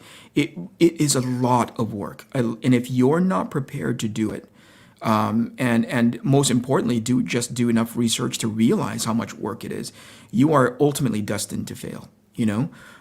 So they self-select out. They like the infrastructure that have been built in front of them with their mainstream comic book gig, and I don't begrudge any of them. Like, hey, if that works for you, that's totally fine. But that's one of the main reasons why there aren't more pros doing it. And then secondly, I just don't think, I'll say this softly, I just don't think they have it in them to do it. Right? They just don't have the kind of tenacity to make it successful. And ultimately, and I just talked to somebody recently, just as recently as 2 days ago, they're not looking at the comics as the end goal. Right. Does that make sense? They're not Yeah. looking at the product as, ooh, I just want this to be the most enjoyable comic that that I can produce, and I really hope there's like-minded individuals out there who are happy to read this thing because I want to keep doing this over and over again. They look at it as a stepping stone to anything else but comics, Yes. right? Absolutely. They're looking at it as their, pitch to whatever it is. It's just A something else Netflix that's deal. not that. Exactly. That's one way. That's one. I've heard everything from like Netflix to feature film to video games to, whatever it is, just the next thing that's not that. And I'm all like, oh, then you're going to fail too. Because your metric of success is not this thing that you're producing. This thing that you're producing is just the leverage that you hope to use to turn it into something else. And the crowdfunding space, why don't you just, if you're going to crowdfund to be that other thing, if you're going to eventually turn it into that other thing, crowdfund it like that. Like Sure. I want to make my this thing as a, as a feature film, as a short film, as a video game. Like, go ahead and crowdfund it as that, Right. because most people who are in this space really want to support the publishing venture aspect of it. If it turns into something else later, totally Good. cool, Gravy. right? Yeah. But it's not in the offset that thing, already, Right. And there's a bunch of pros who measure their level of success as the thing that they turn it into, as opposed to the thing that it's originally meant to be. And I'm very idealistic, and this is just demonstrably not true, but my idealism has me believe that there are external factors that play into it that don't make it true, such as marketing, for example. And it is this. I believe that the product, if it is good, will eventually sell itself. And it's that word eventually. Yeah. We're talking long term. Yes. And a few years ago, when Mark and we were like, well, we don't really have a network of support. It's just us. Like a lot of people by this point, a lot of people hate us. They're not going to give us the benefit of the doubt because we're two nobodies. And he was like, well, what do you want to do? Do you want to quit? And I said, no, we're going to keep on going. And he's like, but we don't have the support. And I said, I believe in your writing. Do you believe in my art? And he's like, yes. And I said, then I think eventually the work will speak for itself, and people might hate us. Yes. But they'll like the work. And Yes. the reason they'll like the work is we like the work. Right. And I was ruminating on it recently because, the whole time I had the flu, quote unquote. The flu.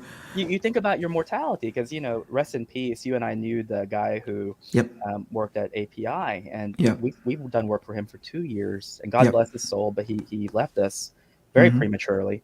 Yeah. And I was thinking about my own mortality because this guy had just died like 4 weeks ago, and here I am with it, and I was like, Yikes. my days might be numbered. I'm on day 8, and Right. I still have to weather the storm. I might have to go to the hospital, whatever.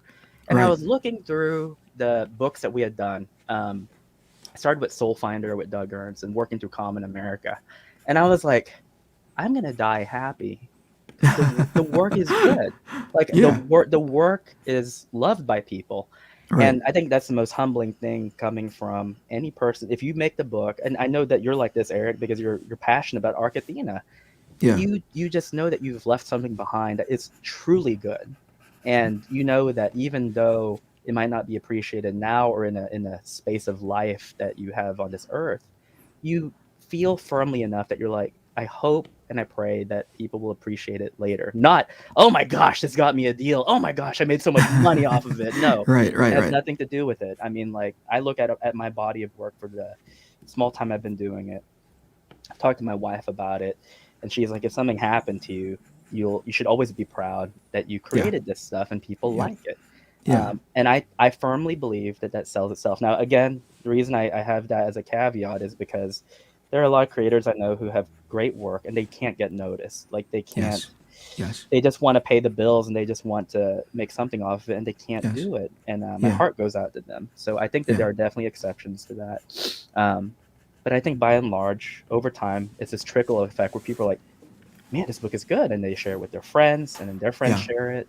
Yeah. And that cascading effect kind of happens. But I know coming from you, the irony is that anytime we've talked about money, it's always been the expenses. It's never been about, oh, and then then we make this much money. It's like, no, man. Like anytime I talk to Mark about it, we almost never talk about the figures that we've made. I don't even know how much money we've made on our campaign at this point. Sure. It's Oh, just shit. about, crap, here's this next check I have to write. Like, geez, Right. that's what I'm Right. thinking of. People don't. It's the behind this. Let me talk about what you had just mentioned. Yeah, that I had the fortunate experience of being able to work with a gentleman who passed away from our printers. A really super accommodating guy. He spent close to 4 hours with me one afternoon, just walking me through every single nuance of what it would mean in as far as their services and what they can provide. But most importantly, just catching me up on printer vocabulary, Yeah. which is immense. It's like it's a huge dictionary's worth of like what paper stock is and what binding things are. Like I just didn't know, and he was kind enough to take the time to not just walk me through, but also send me examples because I work better visually when something tangible. Something is in front of me, it's tangible. I can say like, what is this thing called? So he walked me through any and all of that. May he rest in peace. Thank you so much for that. For the time that you spend with us. But also, the thing that you were talking about now, Tim, where you said, in as far as like the opportunity that this thing that I've left because people will eventually end up liking it, right? The long term game. Right. Honestly, I don't know if I've thought that far ahead, and I think you know enough about me where I'm like, I don't know if I've ever thought about. Somebody just asked me like, "Are you going to do ARC Athena 2?" Right. And I said like, shut your filthy mouth. I haven't even gone through like ARC ATHENA01, like I haven't gotten through like that. Like I never think that what is it going to be later on? The Yeah. most I've thought about is like, how can I keep ARC Athena if I'm not drawing it in circulation, if I have the ability to write it, Right. that's as far as I thought. I've not put any stakes in the ground to like ARC Athena 2, ARC Athena 3. But it's certainly the way, rather, I think about it like this, where I'm like, is this the thing that does this answer the thing that I had been moaning about historically? Right? Like I eventually, and Mike can attest to this, I complained so much about what's out there right now that I'm like, oh, that Yes. sucks so badly. Right. If they had just done X, Y, and Z, it'd be so much better. Oh, that movie's, third act really sucked, and just a lot of complaining. And eventually I got so sick and tired of myself just hearing all the things that I complain about. I'm like, you know what? Knock that off. Let's go do something about it. And if there's anything that I can hang my hat on in regards to this exercise, in regards to doing ARC Athena, I finally stopped talking about it.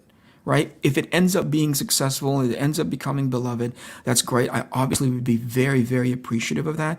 But at the very least, just shut up, just go do that thing, And I think to go back to what I was talking about 5 minutes ago, some pros don't go into crowdfunding spaces because they're a lot more comfortable talking, Right.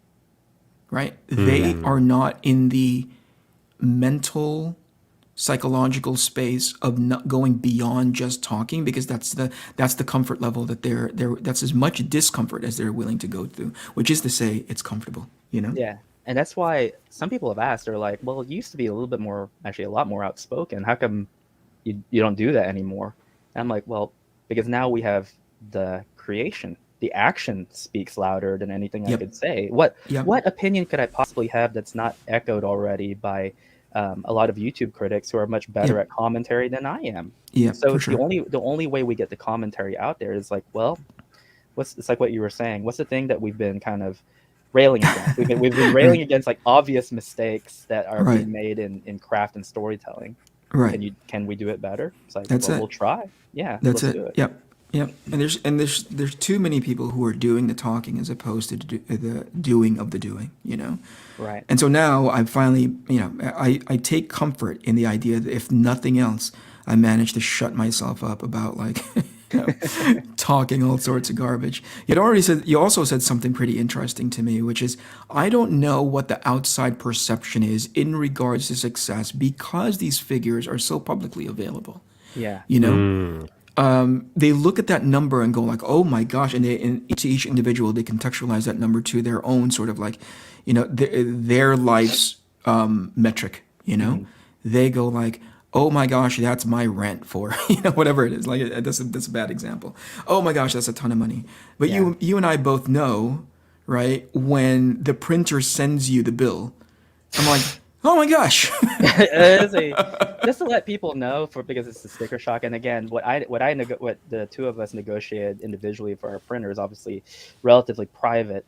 It's a 5-figure sum in most cases. So it's a check where you're like, this could go to paying for like a car or something, Yeah. and I'm using it for printer's fees. My gosh, the things I never thought I would do in my life. Yes. Yes. And it says something that even after looking at that figure, you're still like, screw it, we're gonna go make 3 more of these things. Yeah, You know what I like, mean? we're gonna go through that shock one more, 3 more times, 4 more times, 5 more Right, times. right. And I don't know about you. You've been doing this, significantly more longer than I have. I don't know if that shock ever goes away. No, no, it doesn't.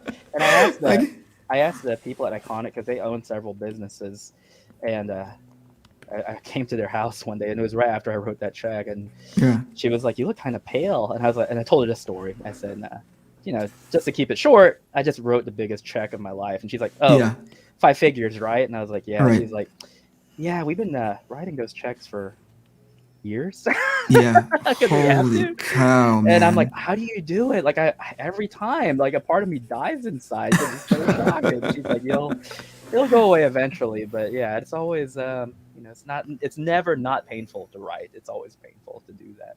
There was Yeah, something that you said about learning the process from this gentleman, and I just remember thinking to myself like, and I don't know if he's still in the chat, but Doug Ernst, he kind of went through the same thing. He yeah, wanted he yeah, wanted to surprise me because he on Soulfinder 2, we changed teams, so he's with Matt Weldon, and he he he wanted to not rely on me to do the yeah, printing stuff, so he was yeah, yeah, talking yeah. to I this get it. guy, and I get it. he did the same thing. And so during the time that he and I were both sick, I told him like, "Hey, I just want to let you know, like we all learn from the same guy how to Yeah, do this. We rail against the pros all the time, but the reality is that 2 hobbyists and at least 2 or 3 pros, if you count like Doug TeNapel, we all had to learn from this guy. So as much as I yeah, like to say that professionals don't know what they're doing, the reality is that there are times when we don't know. Actually, most of the time we don't know what we're doing either. But right, you learn, right. and that's something that that we all had to do. Yeah, man. And I'm telling you, if it wasn't for the fact that I was completely bought in to the idea of doing this book, but to her point, my wife was like, "This is your first crowdfunding campaign." I was like, "Yeah." And she's like, "Why do you have to do 5? Like, why couldn't you just do, the one graphic novel? Why couldn't you just do like the one that kind of tests the waters in as far as what you are, capable of, Uh, And I thought about that for a while. I thought like, why does it need to be this? There must have been a driving reason, a motivation for me to attempt a mini series, and it was simply because it hadn't been done before. Well, up until I ran into your playbook, Tim. sure. Simply because it hadn't been done before, and I'm that level of asshole, No, where I'm like, no, no. let me just go try this because it Yeah. hasn't been like everywhere I ask, like why doesn't anybody ever do a mini series? And the first thing that somebody says is, or one of the I think the most common thing somebody says against that is because, well, if you commit yourself to a miniseries, you never know how well it's going to do financially. Yeah, yeah. And I was like, oh, there is a financial blocker in this conversation. Yes. So if I take that off the table and not make it about the finances, then the same feedback would be like, well, what do you do? What do you, what are you doing it for? And I Sure, was like, sure. cause I believe in the story. Cause I believe in Absolutely. like, I'm Absolutely. tired of like hearing myself talk about how these things are broken and and I'm not doing anything about it. So I think this is the way to proof that out. Then suddenly it all made sense. Now it's still, like you said, the sticker shock of seeing, proving myself wrong or Uh-huh. right? Like Right. it costs this much, right? But it's not enough of a preventative for me to be like, this is still so much fun to do. right? And I get to have the benefit of somebody in chat just said, "Hey Eric, your gadget looks awesome." It was Oddgreat says, who said like, "Your gadget looks awesome. Congrats on getting over 50K. Thank you so much." I have the benefit of people who believe in that concept right along with me. You know? I think that your humility plays a big part in that too, because like you said, these people who are like, um, when can I get number two? And the first thing you're thinking of is not like, oh, when can you get number two? The first thing you're Right. thinking of is, but do you like number one? Like Yeah. No, that's I it. want you to like it. Yeah, Uh, that's. and I think that's a fantastic place to come from, because it's the idea that you're like, I don't want to sell books because of me. I want to sell books because you like what it is that I'm Yes. putting out. That is the metric of 100%. success, not 100%. I'm gonna buy everything you do because you're Eric Canetti. That's okay, especially if they like your art. They might not even care Yeah. about the story; they just care Right. about the illustration. But for the most part, people who read comics, the key is read, not just look at. Yeah.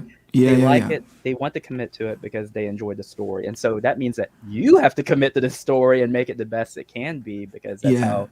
how you're planning on selling. And there's not a part of you that thinks, well, heck, I'm going to rest in my laurels because they're always going to come to me because the art is really good. No, you want to win them because of that. The most heartbreaking thing that happened with me on the flip side, Yeah. as far as this has been concerned, is we love these reviews from people we don't know, because they'll review our work on YouTube and they'll like it and they'll give an honest feedback. And we like that because it's like, man, they're passionate about it, they like it. But in this recent campaign, we had a statue. People like these statues, and we Oh wanted to yeah, make. that looked good, buddy.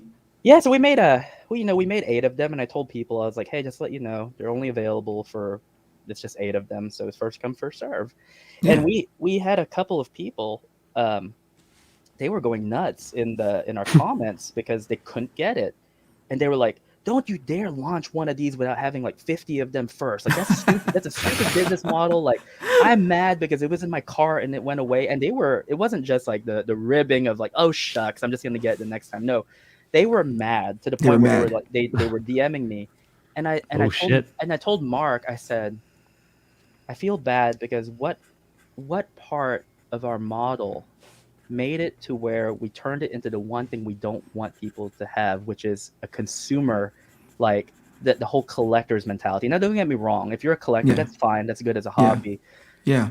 But basically, like, people were like, well, you shouldn't go to hardcover because hardcovers are not collectible. Well, our mentality is like, what, our focus isn't collectability. Our focus Yes. is prestige. I'm curious. Not to Right. interrupt you, but wait, why are hardcovers not collectible? Well, I think it's the idea that if you look at the market for Western comics, typically Mhm. hardcovers are associated with like graphic novels. It's the idea that, oh, it's mass produced, it's mass printed, there's different editions of it, but the price will remain the same.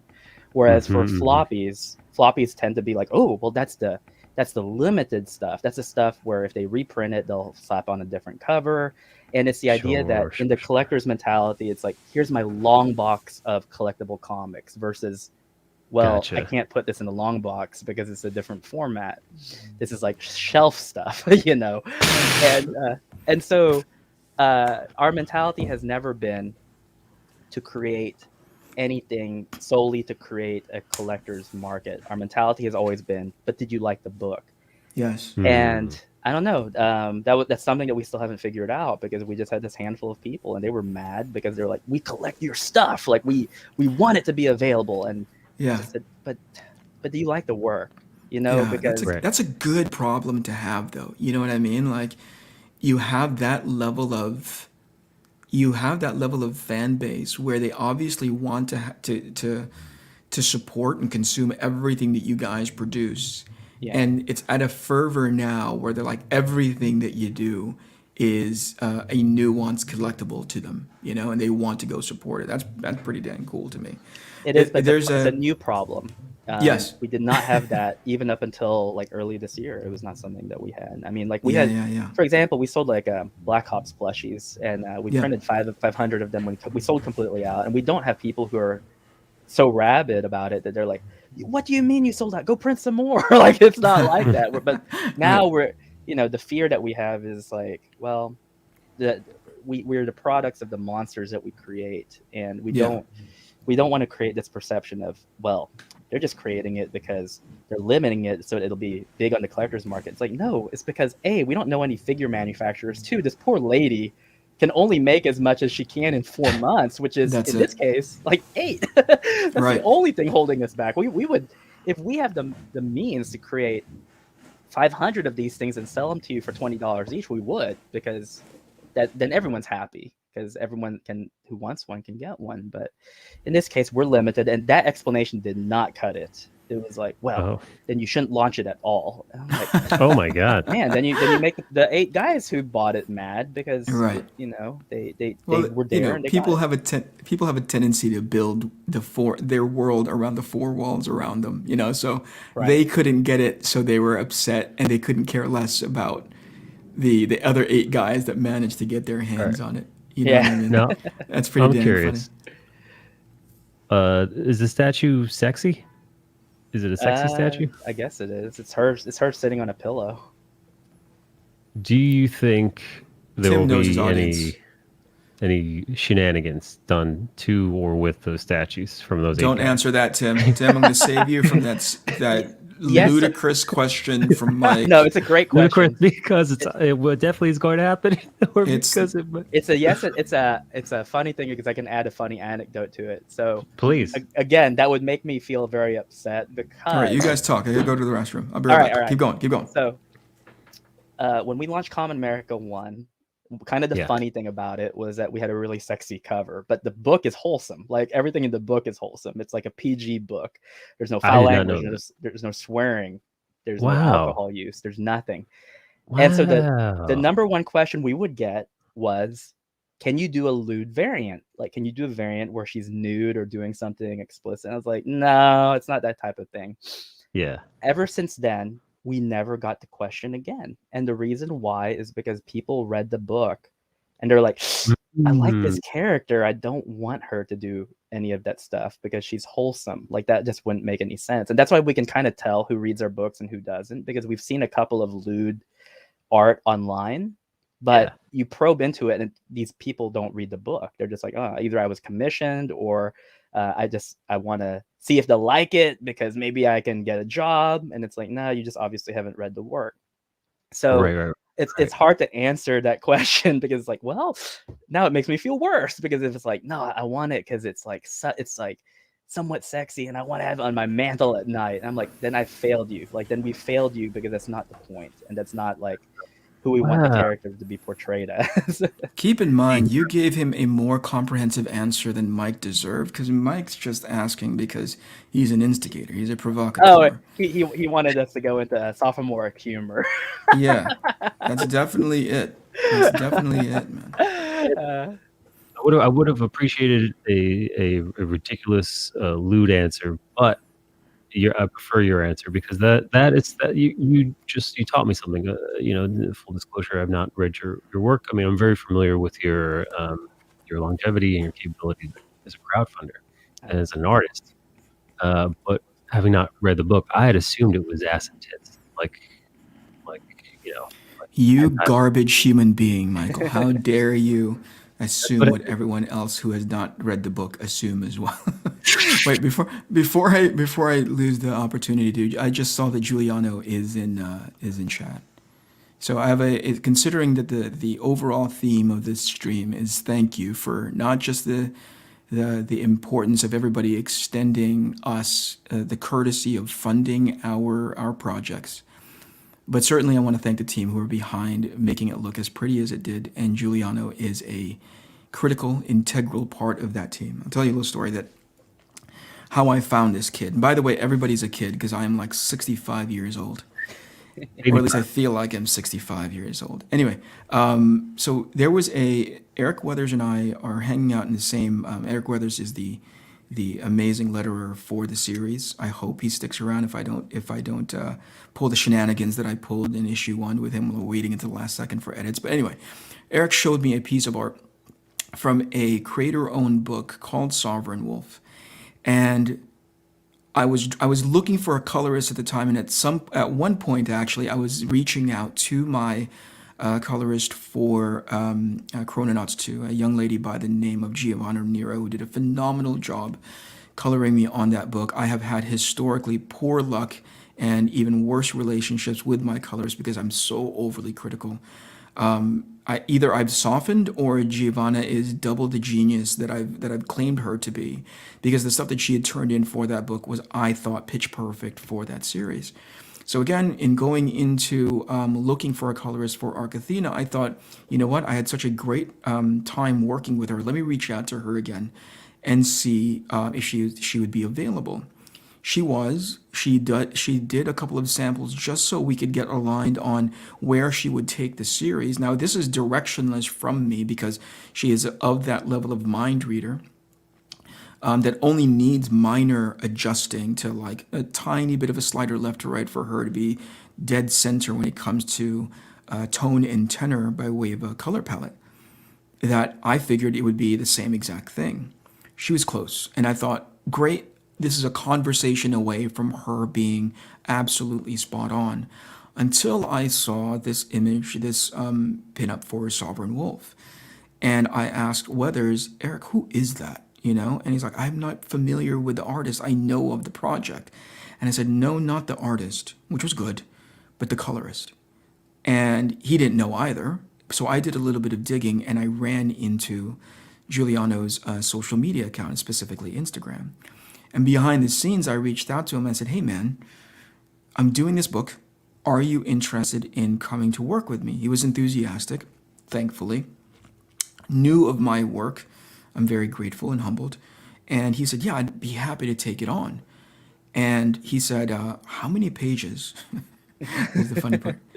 He said, how many pages is ARC Athena going to be? And I don't know what he had in his mind. Right? I don't know what number he had in his head. And I said, well, Jules, by the time we're all said and done, it's going to be like 200 plus pages because it's 6 issues at 48 pages per, you know? And he said, oh my God, I have not colored more than, and I think he gave me a number. And I said, well, fucking giddy up because we're going to be doing 200 some odd pages. And if you tell me that you can't, I know. I got vulgar. But I said, you know what? You better put your big boy pants on because we're about to do this, so many hundreds of pages in. And to his credit, he's never backed away from that commitment. And most importantly, he holds himself to a level of quality of his output that is almost, and I say this as gently as I can, almost detrimental to the project, because he did his tryout pages, which I loved, and I said, those are print ready. Don't worry about those. My attitude is, we have 200 pages to get this right, Right. So as good as these are, we're going to get better as we go along, Yeah. So please, please go and move forward with the rest of the pages. Don't get hung up on these other ones. The 4 pages that you tried out are representative of a tenth, of what we're doing for this one issue, much less this entire miniseries. And he's like, okay, but I knew just the way he was responding, he was already sort of like side glancing those first 4 pages, Right. And so he gets to the end of the series. He gets through the first 49 some odd pages of ARC ATHENA01. And he's like, Eric, I'm going to go back. I knew you were going to say that. He's like, dude, I'm going to go back. And I'm like, Jules, I swear to God, there's issue 2 and 3 and 4 are done. And this was when I was trying to tie a pretty ribbon on issue 5 before campaign launch. I was like, we have these amount of pages. And he's like, no, let's just touch it up a little bit. I'll just go back and and so this kid, to his credit, has never let himself go below a certain quality bar. His curse is that with each subsequent set of pages that he turns in, he elevates that quality bar. So he goes back and sort of just touches up just a little bit the previous pages that he's turned in. But I am, the project, and selfishly, I'll say I've been the beneficiary of that consistently raising quality bar. So thank you, Jules. Thank you for taking on the project, and thank you for delivering such amazing work. That was touching. Hello? Yeah, I'm here. Sorry, Okay. I'm trying to catch up with. I'm trying to catch up with chat. Oh, okay. Bale says, Master Kennedy, how much is having the fingers cut off a compositional element? Compositional element versus preference. The fingers getting cut off on this Inspector Gadget. I don't know. I wasn't even thinking about it. Now you got me all. Now you got me all hung up, Bale. Wait, he wants to have his I'm fingers over cut it. off? No, it's on the image on the Inspector Gadget thing that I'm working on. Oh, okay. It cuts off in such a way that it doesn't include it. And Bale's asking me whether or not that was a compositional call, Oh, okay. and whether or not that's just laziness. That's just laziness overall. Chuck says, I was a big fan and I wanted to support the project, but it became obvious that you had joined up with a hate group known as Comicsgate. I'll say this respectfully to you, knock it off. Stop. It's not even worth like going into that space to be like, I've joined up with a hate group. There are plenty of individuals within the ranks of Comicsgate that I had been friendly with since forever. And I'm not going to bypass their characters as human beings just because some outside element has decided to label them as hate groups. So, if you are saying that you were willing to support me based on whatever it is that you found as a something that was interesting, intriguing to you as a potential person that'll back me, that has just because I associate myself with who I've come to discover as good people as well, but have been labeled with this awful sticker, right? Which I don't think applies to the people because if ultimately these people are awful, I wouldn't be friends with them, right? At least the ones that I can speak for, right? So if that's enough for me to sort of like have the accidental cooties, that's really too bad. But I would hope that you could look past that and look at that thing that intrigued you to begin with and still support. But if not, I totally understand. It's your money. It's your dollars. I respect it. Let's see here. Giuliano says he's halfway there. Halfway there of issue 2. It's a incredible thing to see those pages roll into my Discord chat, because he's these days he's gotten me pretty much zeroed in, Tim. Mm-hmm. That whenever he turns in pages with me, he's like, Eric, do you like this? I don't know if I'm like, that's done, Jules. We're moving on. Yeah, You know what I mean? on. We have 50 of those things that we still need to do for this issue. We're moving on. Yeah, it's funny because sometimes you need Hello, that Skits. perfectionist. How are you? Sorry, Tim. Kakua Mwanza. Hello, how are you? Great to see you there. Thank you very much, Eric. It has been a pleasure working on with you. Your tone is going to change by issue 4. By issue 4, I am going to scare the bejesus out of you. You're talking to the colorist, right? Yeah. Okay. The thing is, I've been sending him. Let me show you. Like, I've had enough time, having finished issue 5, to go back because, again, the reason why it went into 6 issues is because I knew I couldn't land the story, the ending, as well as I could have if I had squished it into 5 issues, right? If I just tried to edit it out and say, hey, this is what I promised, I'll do 5 issues. And say like, okay, that's it. That's what I promised. I'm done. But if the point of doing this to begin with is to deliver a story that I'm really super into and I'm super jazzed about, then I'm totally like, why would I sacrifice it? You know? Right. So after having an extended conversation with my editor, I said like, Joe, I don't know if I'll be able to land this thing in 50 pages for this final issue. And he said, and I go, maybe it'll be like I did the roughs for it, Tim, like the thumbnails, and I was already into 90 page territory. Oh my gosh. Yeah, for that final Gee issue, whiz. just so I could land this story. And I was like, I guess this is just gonna have to be 90 pages. And then the business hat went on of like, and you and I talked about this before. You were the one that was keen about telling me, hey man, these shipping and handling challenges, these charges, aren't coming from dimension. They're coming from weight. A lot of them are, yeah. There is right? a certain there is one there are limitations to the dimension, but typically it's so crazy. Like you go to stamps.com and it's like, oh, you can ship with this rate under this amount of pounds and this amount of size, and you're looking at the weight and you're like, oh no, that's the bear. And it's, you know, like you look at the box and you're like, what the heck am I shipping, Yeah, like a tank or something? right.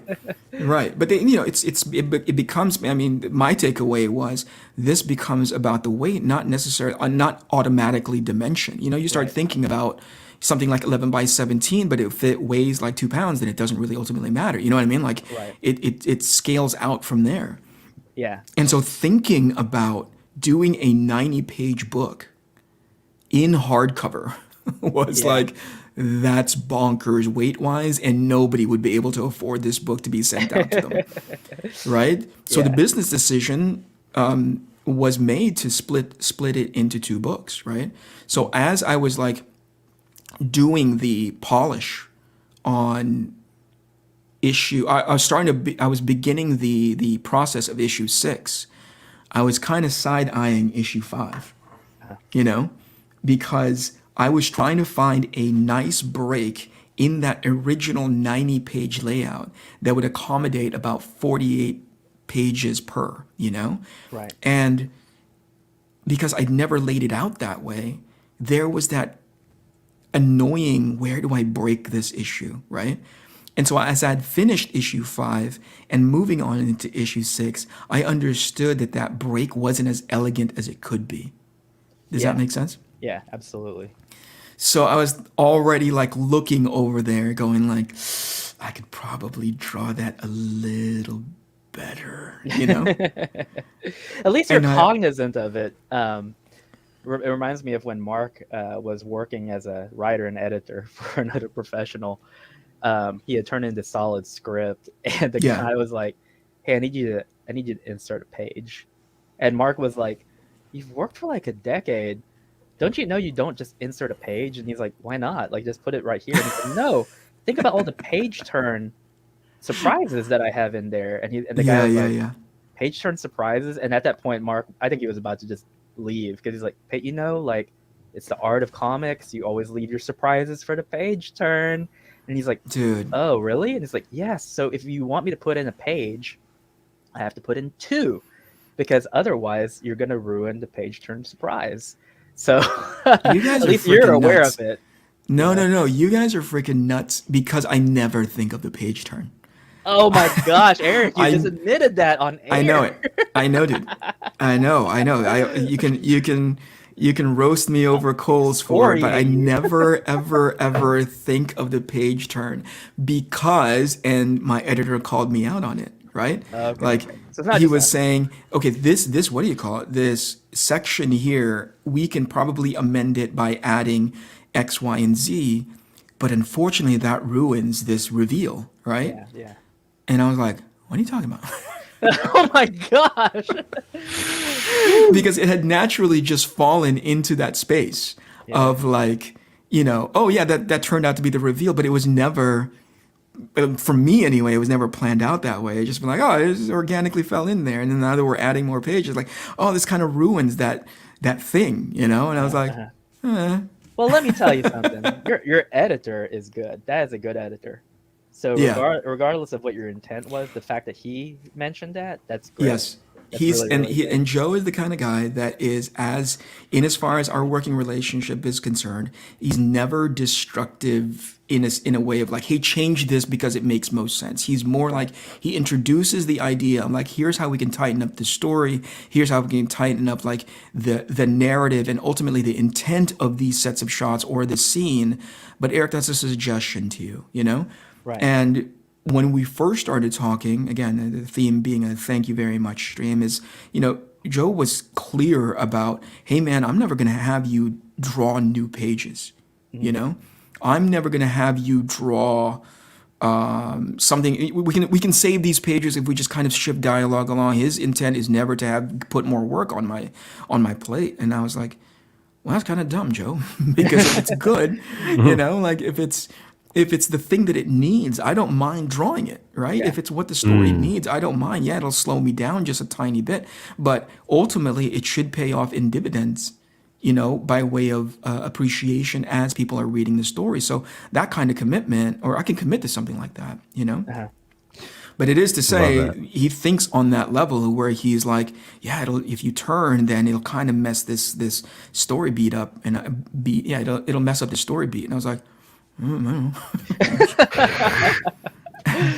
Well, hopefully Mark's not listening because he'll be like, he'll have I this just lost conviction. that. I just lost that guy's respect. If Well, the if thing he, is that it also depends on. We'll have to see how the final product looks like. There are obviously some works where it's more crucial. Like if you have, oh my gosh, it's so important in horror, right? yeah, Because the page yes, turn surprises everything. You don't. 100%.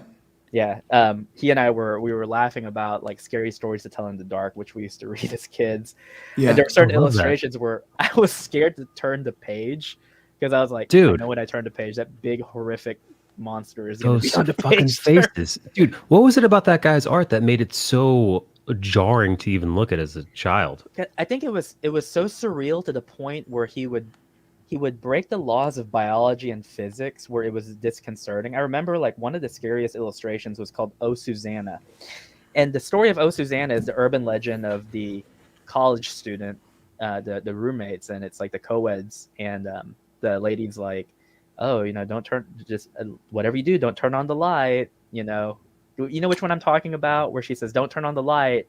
And then in the morning, she turns on the light, and her roommate's like murdered, and on the wall is written in blood, like, Jesus Christ, what is? don't turn on the light. Oh my god. So that's in Scary Stories to Tell in the Dark. It's called Oh Susanna. Is Anyway, so it's a version of that story. Well, the illustration that went with it had nothing to do with the story, and so I don't know which would have been worse, the one that we got or the one that would have illustrated it. But it was is it the one with the rocking chair and the yes, demon? yes. Dude, It's the I'm looking rocking at it chair right with the now. girl, and she's slinging Yeah. an eyeball. Like she's like it looks like she's throwing a lasso, but if you look carefully, it's the sinew coming out of an eyeball that she's throwing. And I remember looking at that as a kid, and I think that was my first time seeing something truly surreal, like something that makes no logical sense. And I just remember like that, it just creeped me out. I just couldn't look at that illustration after that because I just said, that is odd. That is the most bizarre thing I've ever seen. Yeah. Well, Yeah. I planned for Here. 0% page turn, Tim. Okay. Here, check it out. It should be on my screen now. It's Let me take a look. at least in our studio yard. Oh, that's the one. Yeah, Yeah.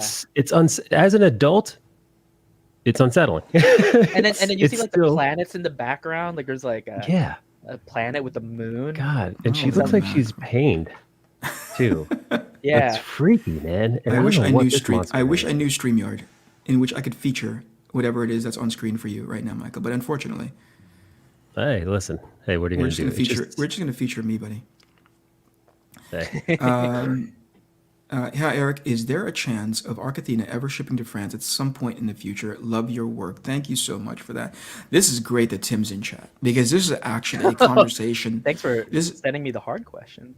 this is actually a conversation that we had offline in regards to why, in specific, these certain regions of the world we had identified as the most sort of ideal to ship to, right? Right. And I remember you explaining it to me, not just because of the logistics issue, but obviously because there is a not ideal, but you know what I'm getting at, Tim, where it's like Yeah. a bunch of the people that more often than not, would order from our campaigns come from this side of the world, and everything just becomes about how would you phrase it? I don't want to speak on your behalf. Well, touching on the logistics real quick. I mean, Yeah. we just identified 5 countries based on downloads. So Yes. we figured that's a good metric. It's a good representative metric because it's not like any of these countries are like, oh, well, we're just really big into digital. We just assume that it's like in lieu of physical copies that they can't get, this is the next best thing.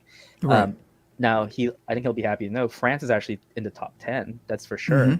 Mm-hmm. What it's going to boil down to, though, and this is something that you and I have not talked about, but I might as well just address it right now. Yeah. I don't think we're going to be shipping to Australia in the immediate future. because Right. there's already a freeze. Right. We updated all of our Wow. campaigns and we said, hey, if you're from Australia, we're holding onto your books because USPS is not shipping to Australia under like the cheapest way of shipping, which is already expensive. It's $40. Yes. So Ooh. It's luckily already astronomical. Right. right. So luckily our Australian readers are very tolerant of that. We haven't gotten any complaints so far. Everyone's like, "Oh, good day, mate! Like that's fantastic. What is that? Hold on to our books." What is that That is- accent that you just did? Is that racist? Can you be racist against Australia? You can hold on to that with my didgeridoo. But so the books to Australia we're holding on to, but we just thought to ourselves, okay, we're down a country. We got 4, and assuming that the ban doesn't lift by the spring, what are we gonna do with Common America 5? And France is actually on that list, so Right. he'll be happy to know that right now it's on the table. We're just hopefully we're figuring it out because it's our first year of doing international shipping, and what we want to do is we want to make sure that we have 100% success rate. That's Sure. why all of our internationals are limited.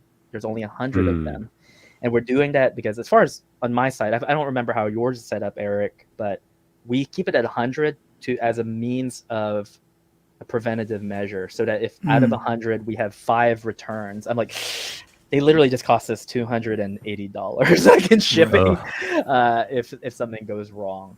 Right. So we're looking at that, and so far we have 100% success rate. Yeah. But we still have your campaign in mind to go before the end of the year, so we're gonna have to see how those turn out. If you're asking me about it, I'm running the Tim Blim playbook. So Oh, whatever Lord. it is that you do, buddy, I'm on board for that. Pele is in chat. Thank you so much for showing up, bud. Thank you for being here. Oh, Who have I missed? Hey, you know what's interesting, Tim? Oh, RT Bear. Hello. How are you, man? I like how Pele said love to you, but not to me. I've known Pele for a while. I win. Oh. I win today. Oh. Today it's my stream, Tim. It's my. No. You're like, look at me. The only way to settle this is you do have to have a Filipino off. Yeah, No, that's Tim wins. yeah, because I Wait, learned see. something. So Eric and I have been texting each other in Filipino, and then he told me now there's your chance to recant, Eric. Yeah, go ahead. He told me on the last stream, he was like, I have a confession to make.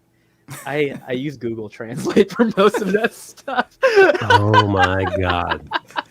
And I Oh was like, my god. Eric, There are- bastos ka talaga. Walang iya. I understand it more than I can speak it. So sometimes I want to play along with Tim, but I'm like, I don't know how to say those words, man. Those are like deep underwater words that I haven't used in like freaking forever. So Oh man. I went to Google Translate, and thankfully that still works. All right, I'm going to cycle Shauna through Moore. some of these, and it's almost lunchtime. We're about 5 minutes away from me having to say thank you so much for everyone's time. I'm going to show you exactly. By the way, spoilers. Spoiler. This is issue 5, and if you don't want to see any of it, I suggest you just close your eyes and listen to the soothing sound of my voice. But this is how much work has gone into this 5th issue. As I've told you, I can't possibly land it in 48, 49, maybe in many 50 pages.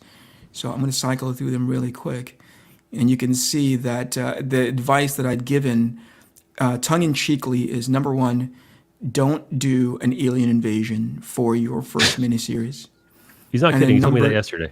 Yeah, and number 2, don't do a team book because it is so hard to manage this many people on any given panel, especially when I go into a wide shot. Yep. Told me that too. This love is your going to be a panel layout. nightmare. This is going to be a nightmare for my editor to just track everything. What about your colorist? I think some apologies are in order. Oh yeah, no. I what do you call it? I've sort of I I take a little evil tiny bit of glee when I send these pages over to Giuliano. Number 1, because I know he's going to Jules. save my butt.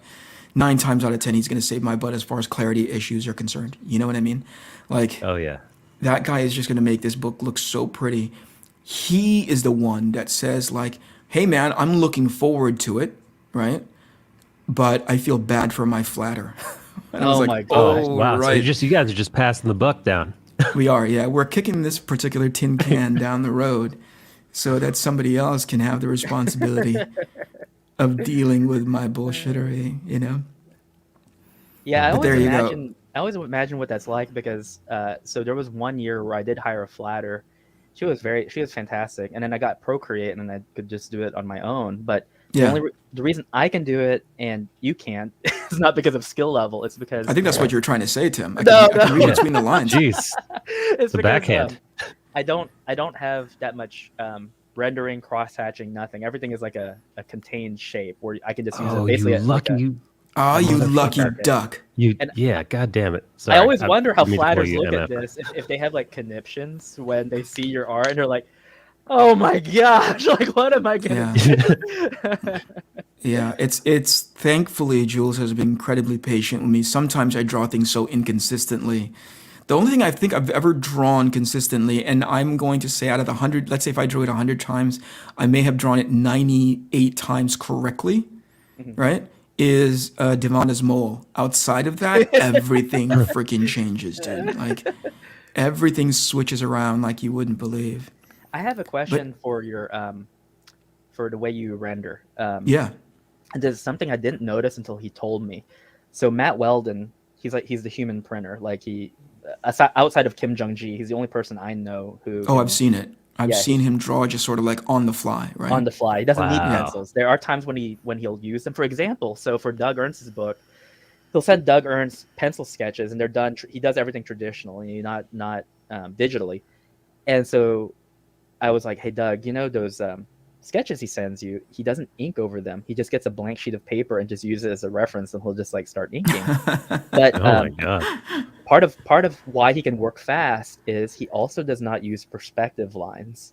And Yeah. I didn't know that until he told me, and he was like, "No, What dude, Yeah. I'm the sure my hell? perspective is all wrong, but I don't use them." Right. My question is, because of your style, it's so not fluid, that because that typically means something else. It is, it's almost like the inking equivalent of squash and stretch, where Sure. you will distort perspective as you need it to get the action going. Do you rely on rulers and stuff like that, or are you at the point where you're like, no, I have a pretty good eye for where it's believable enough that the reader won't notice that the accuracy is not completely there? Yeah. Yeah. Uh, That's the thing. uh, It's the second part. It's just, It is okay. but also added to that, like I'm a lazy bum. And for me to set up like a perspective grid, unless it's 100% critical that I get that thing right, not the least of which, like when I'm trying to set up a good eye line and you based on, by the way, this is really, there is a, you don't know it until somebody does it incorrectly, and then it immediately is obvious to you. For instance, in one team, there is a 10-foot tall character, a regular sized character at like 6 feet, and somebody who's shorter, right? Mhm. If you don't set them up correctly on a grid, their scale skews. You know what I mean? Right. Especially if they're in perspective, in context to each other. If you don't set it up correctly, their scale, you just go like, whoa, what, this looks really freaking weird to me. Yeah. Like, You why does know? the midget look huge? Exactly. Or you go like, oh, proportionally, that person looks tiny, but she's supposed to be the 10-foot tall cat, whatever it is, you know? Right. So that's the only time I'm paying attention to what that grid looks like is if I'm setting them up in context to each other. Otherwise, I figured if I draw sort of like enough quote unquote handle visually for you to understand what the space looks like, and I wish I could find an example in these pages. But if I set like for instance, there's this weird room, right? And so there's this splash page of like, I don't know if you have the screen up, Tim, but Mike is, do. I think it's on Mike's screen. Like you understand like by way of scale Mhm. what I'm trying to communicate with all of that technology. So when I set it up in this page, so you Jesus kind of have a Christ. handle, right? And And then line as weight soon too. as You and as use soon the as you go line weight. into this page, you go like, oh, he's BSing that entire Hmm. environment, right? But you kind of get it, right? That one's harder I to tell though because you use that kind of techno-organic environment. Yep. So Yeah. But it You jumps sneaky around. But that same rule still applies everywhere whenever I do an interior. You know, sure. like give you enough of a handle to understand how big certain things are in context, and then apply it accordingly everywhere else. Where the room doesn't necessarily have to be like that's not technically a real room. You know, but you get it enough in context to like depth, which is ultimately what I'm trying to go for. You know, yeah. in a two-dimensional space that is a drawing, a black and white drawing, I'm trying to communicate as much depth as possible. And I think somebody called me out on that to be like, hey, you really know how to handle depth well. I'm like, well, I've been fooling you really, really well for a little bit. I think it also helps, and this is probably this plays up to your strengths, because working in like video game design, it's all you have to know the environment that you're in almost very intimately. And so knowing these environs that the characters are in, I mean, you have a very good grasp on that. But that was just a question I asked because besides you, the only person I compare kind of the quality of your art to is Matt Weldon, and I'm like, both of you seem to have very dynamic landscapes, and I've always wondered, just based on what he had told me. And I remember when he told me, I was like, really? And he's like, yeah, can't you tell? I said, I can't tell at all. In those two specific examples, Matt comes at it from a level of proficiency and comfort. I come at it from an angle of flimflammery. I just try to fool you to think that I know what I'm doing. Let me catch up with chat and then obviously sign off because it's lunchtime. It's Arby's time. I'm gonna get some Arby's. Wes is gonna love that. Wes and Purge are waking up right now. Yeah. As Chuck is back. And he says, my apologies for the CG remark. Optics got the best of me. I do have a question, though. Why wasn't there a digital option, and will there ever be a digital version? First of all, thank you for having enough character to come back and apologize. I really, really do appreciate that. And I understand about optics. Yours is the second conversation in as many days using that very specific term. And it's unfortunate that we're now in a space in which optics alone can be like the thing that condemns people. That's really too bad, rather than actually addressing somebody's character. But I really do appreciate you coming back and apologizing. That says a lot to me. In regards to your second question, why do I not have a digital option? The answer is there will be. I can't talk about it in detail because it has yet to be sort of like revealed into what that digital option will be. But if you are a potential person that could back the book because of a digital tier, that option is coming to you very, very soon, sooner rather than later. And as soon as it is available, you will hear from me about it directly. So thank you so much for answering. Jacob says, art is looking fantastic as always. Thank you so much for that. Replicant is saying so many revelations today. I think he's talking about your you blowing my spot up, Tim, by going to Google Translate, which is also true. Which is also very true. I gotta put Eric's perceived foibles into perspective, because our very beautiful friend John Amore, who currently lives in Davao, right? Davao, yeah. from Cebu, if I remember correctly, does not speak a lick of Tagalog. Wait, who is it? Our buddy John Moore. He's the author, illustrator, creator of a book called Urban Animal. That's live on Webtoon right now. It's going on their 4th season. I'm so incredibly proud of him. Very successful. Wes doesn't speak it either. How does Wes survive in that environment and not be able to talk the common speak? I chastised him because I told him that when I was a kid, I wasn't ever taught it. I just heard my mom and dad just talking in it all the time, and I just picked it up through osmosis. Yeah. To be fair, Wes is a transplanted guy into that environment, so maybe it hasn't quite stuck yet. Give him another couple of years, he'd probably be very fluent. I was telling him all the fun words he needs to learn, like buisit. Don't do that. Buisit is a good one. That's a good one. That's so bad. Get back to work. Another one. Y'all have a great got to get back to work. Y'all have a great day. Thank you so much, Michael. Oh man. I want to answer this one from Eric De Guapo. I want to put on my salesman hat. What was the question? What did I hear you right earlier? Is Volume 1 at the printer already? When is your projected date to start fulfillment? Did I hear you right earlier? Volume 1 is at the printer already. When is your projected to start fulfillment? So Eric and I've been coy about that, Tim. I think you can answer it. I'm going to answer it in the way I've listened to your streams. I know how you answer it. Aww. So Eric and I, we do things proactively. So I can speak on my behalf, like Common America. Yes, we put into printer order ahead of time. And it is a financial risk because obviously that's a lot of money on the front end, but it's a calculated one that we take. And it was addressed earlier. People were posting their backer number. Guys, don't forget, if you're one of the first 1,000 backers, you get that ARC Athena Common America print free. Hell yeah, you do. a good incentive. And then as far as the fulfillment is concerned, I'll let Eric answer that one.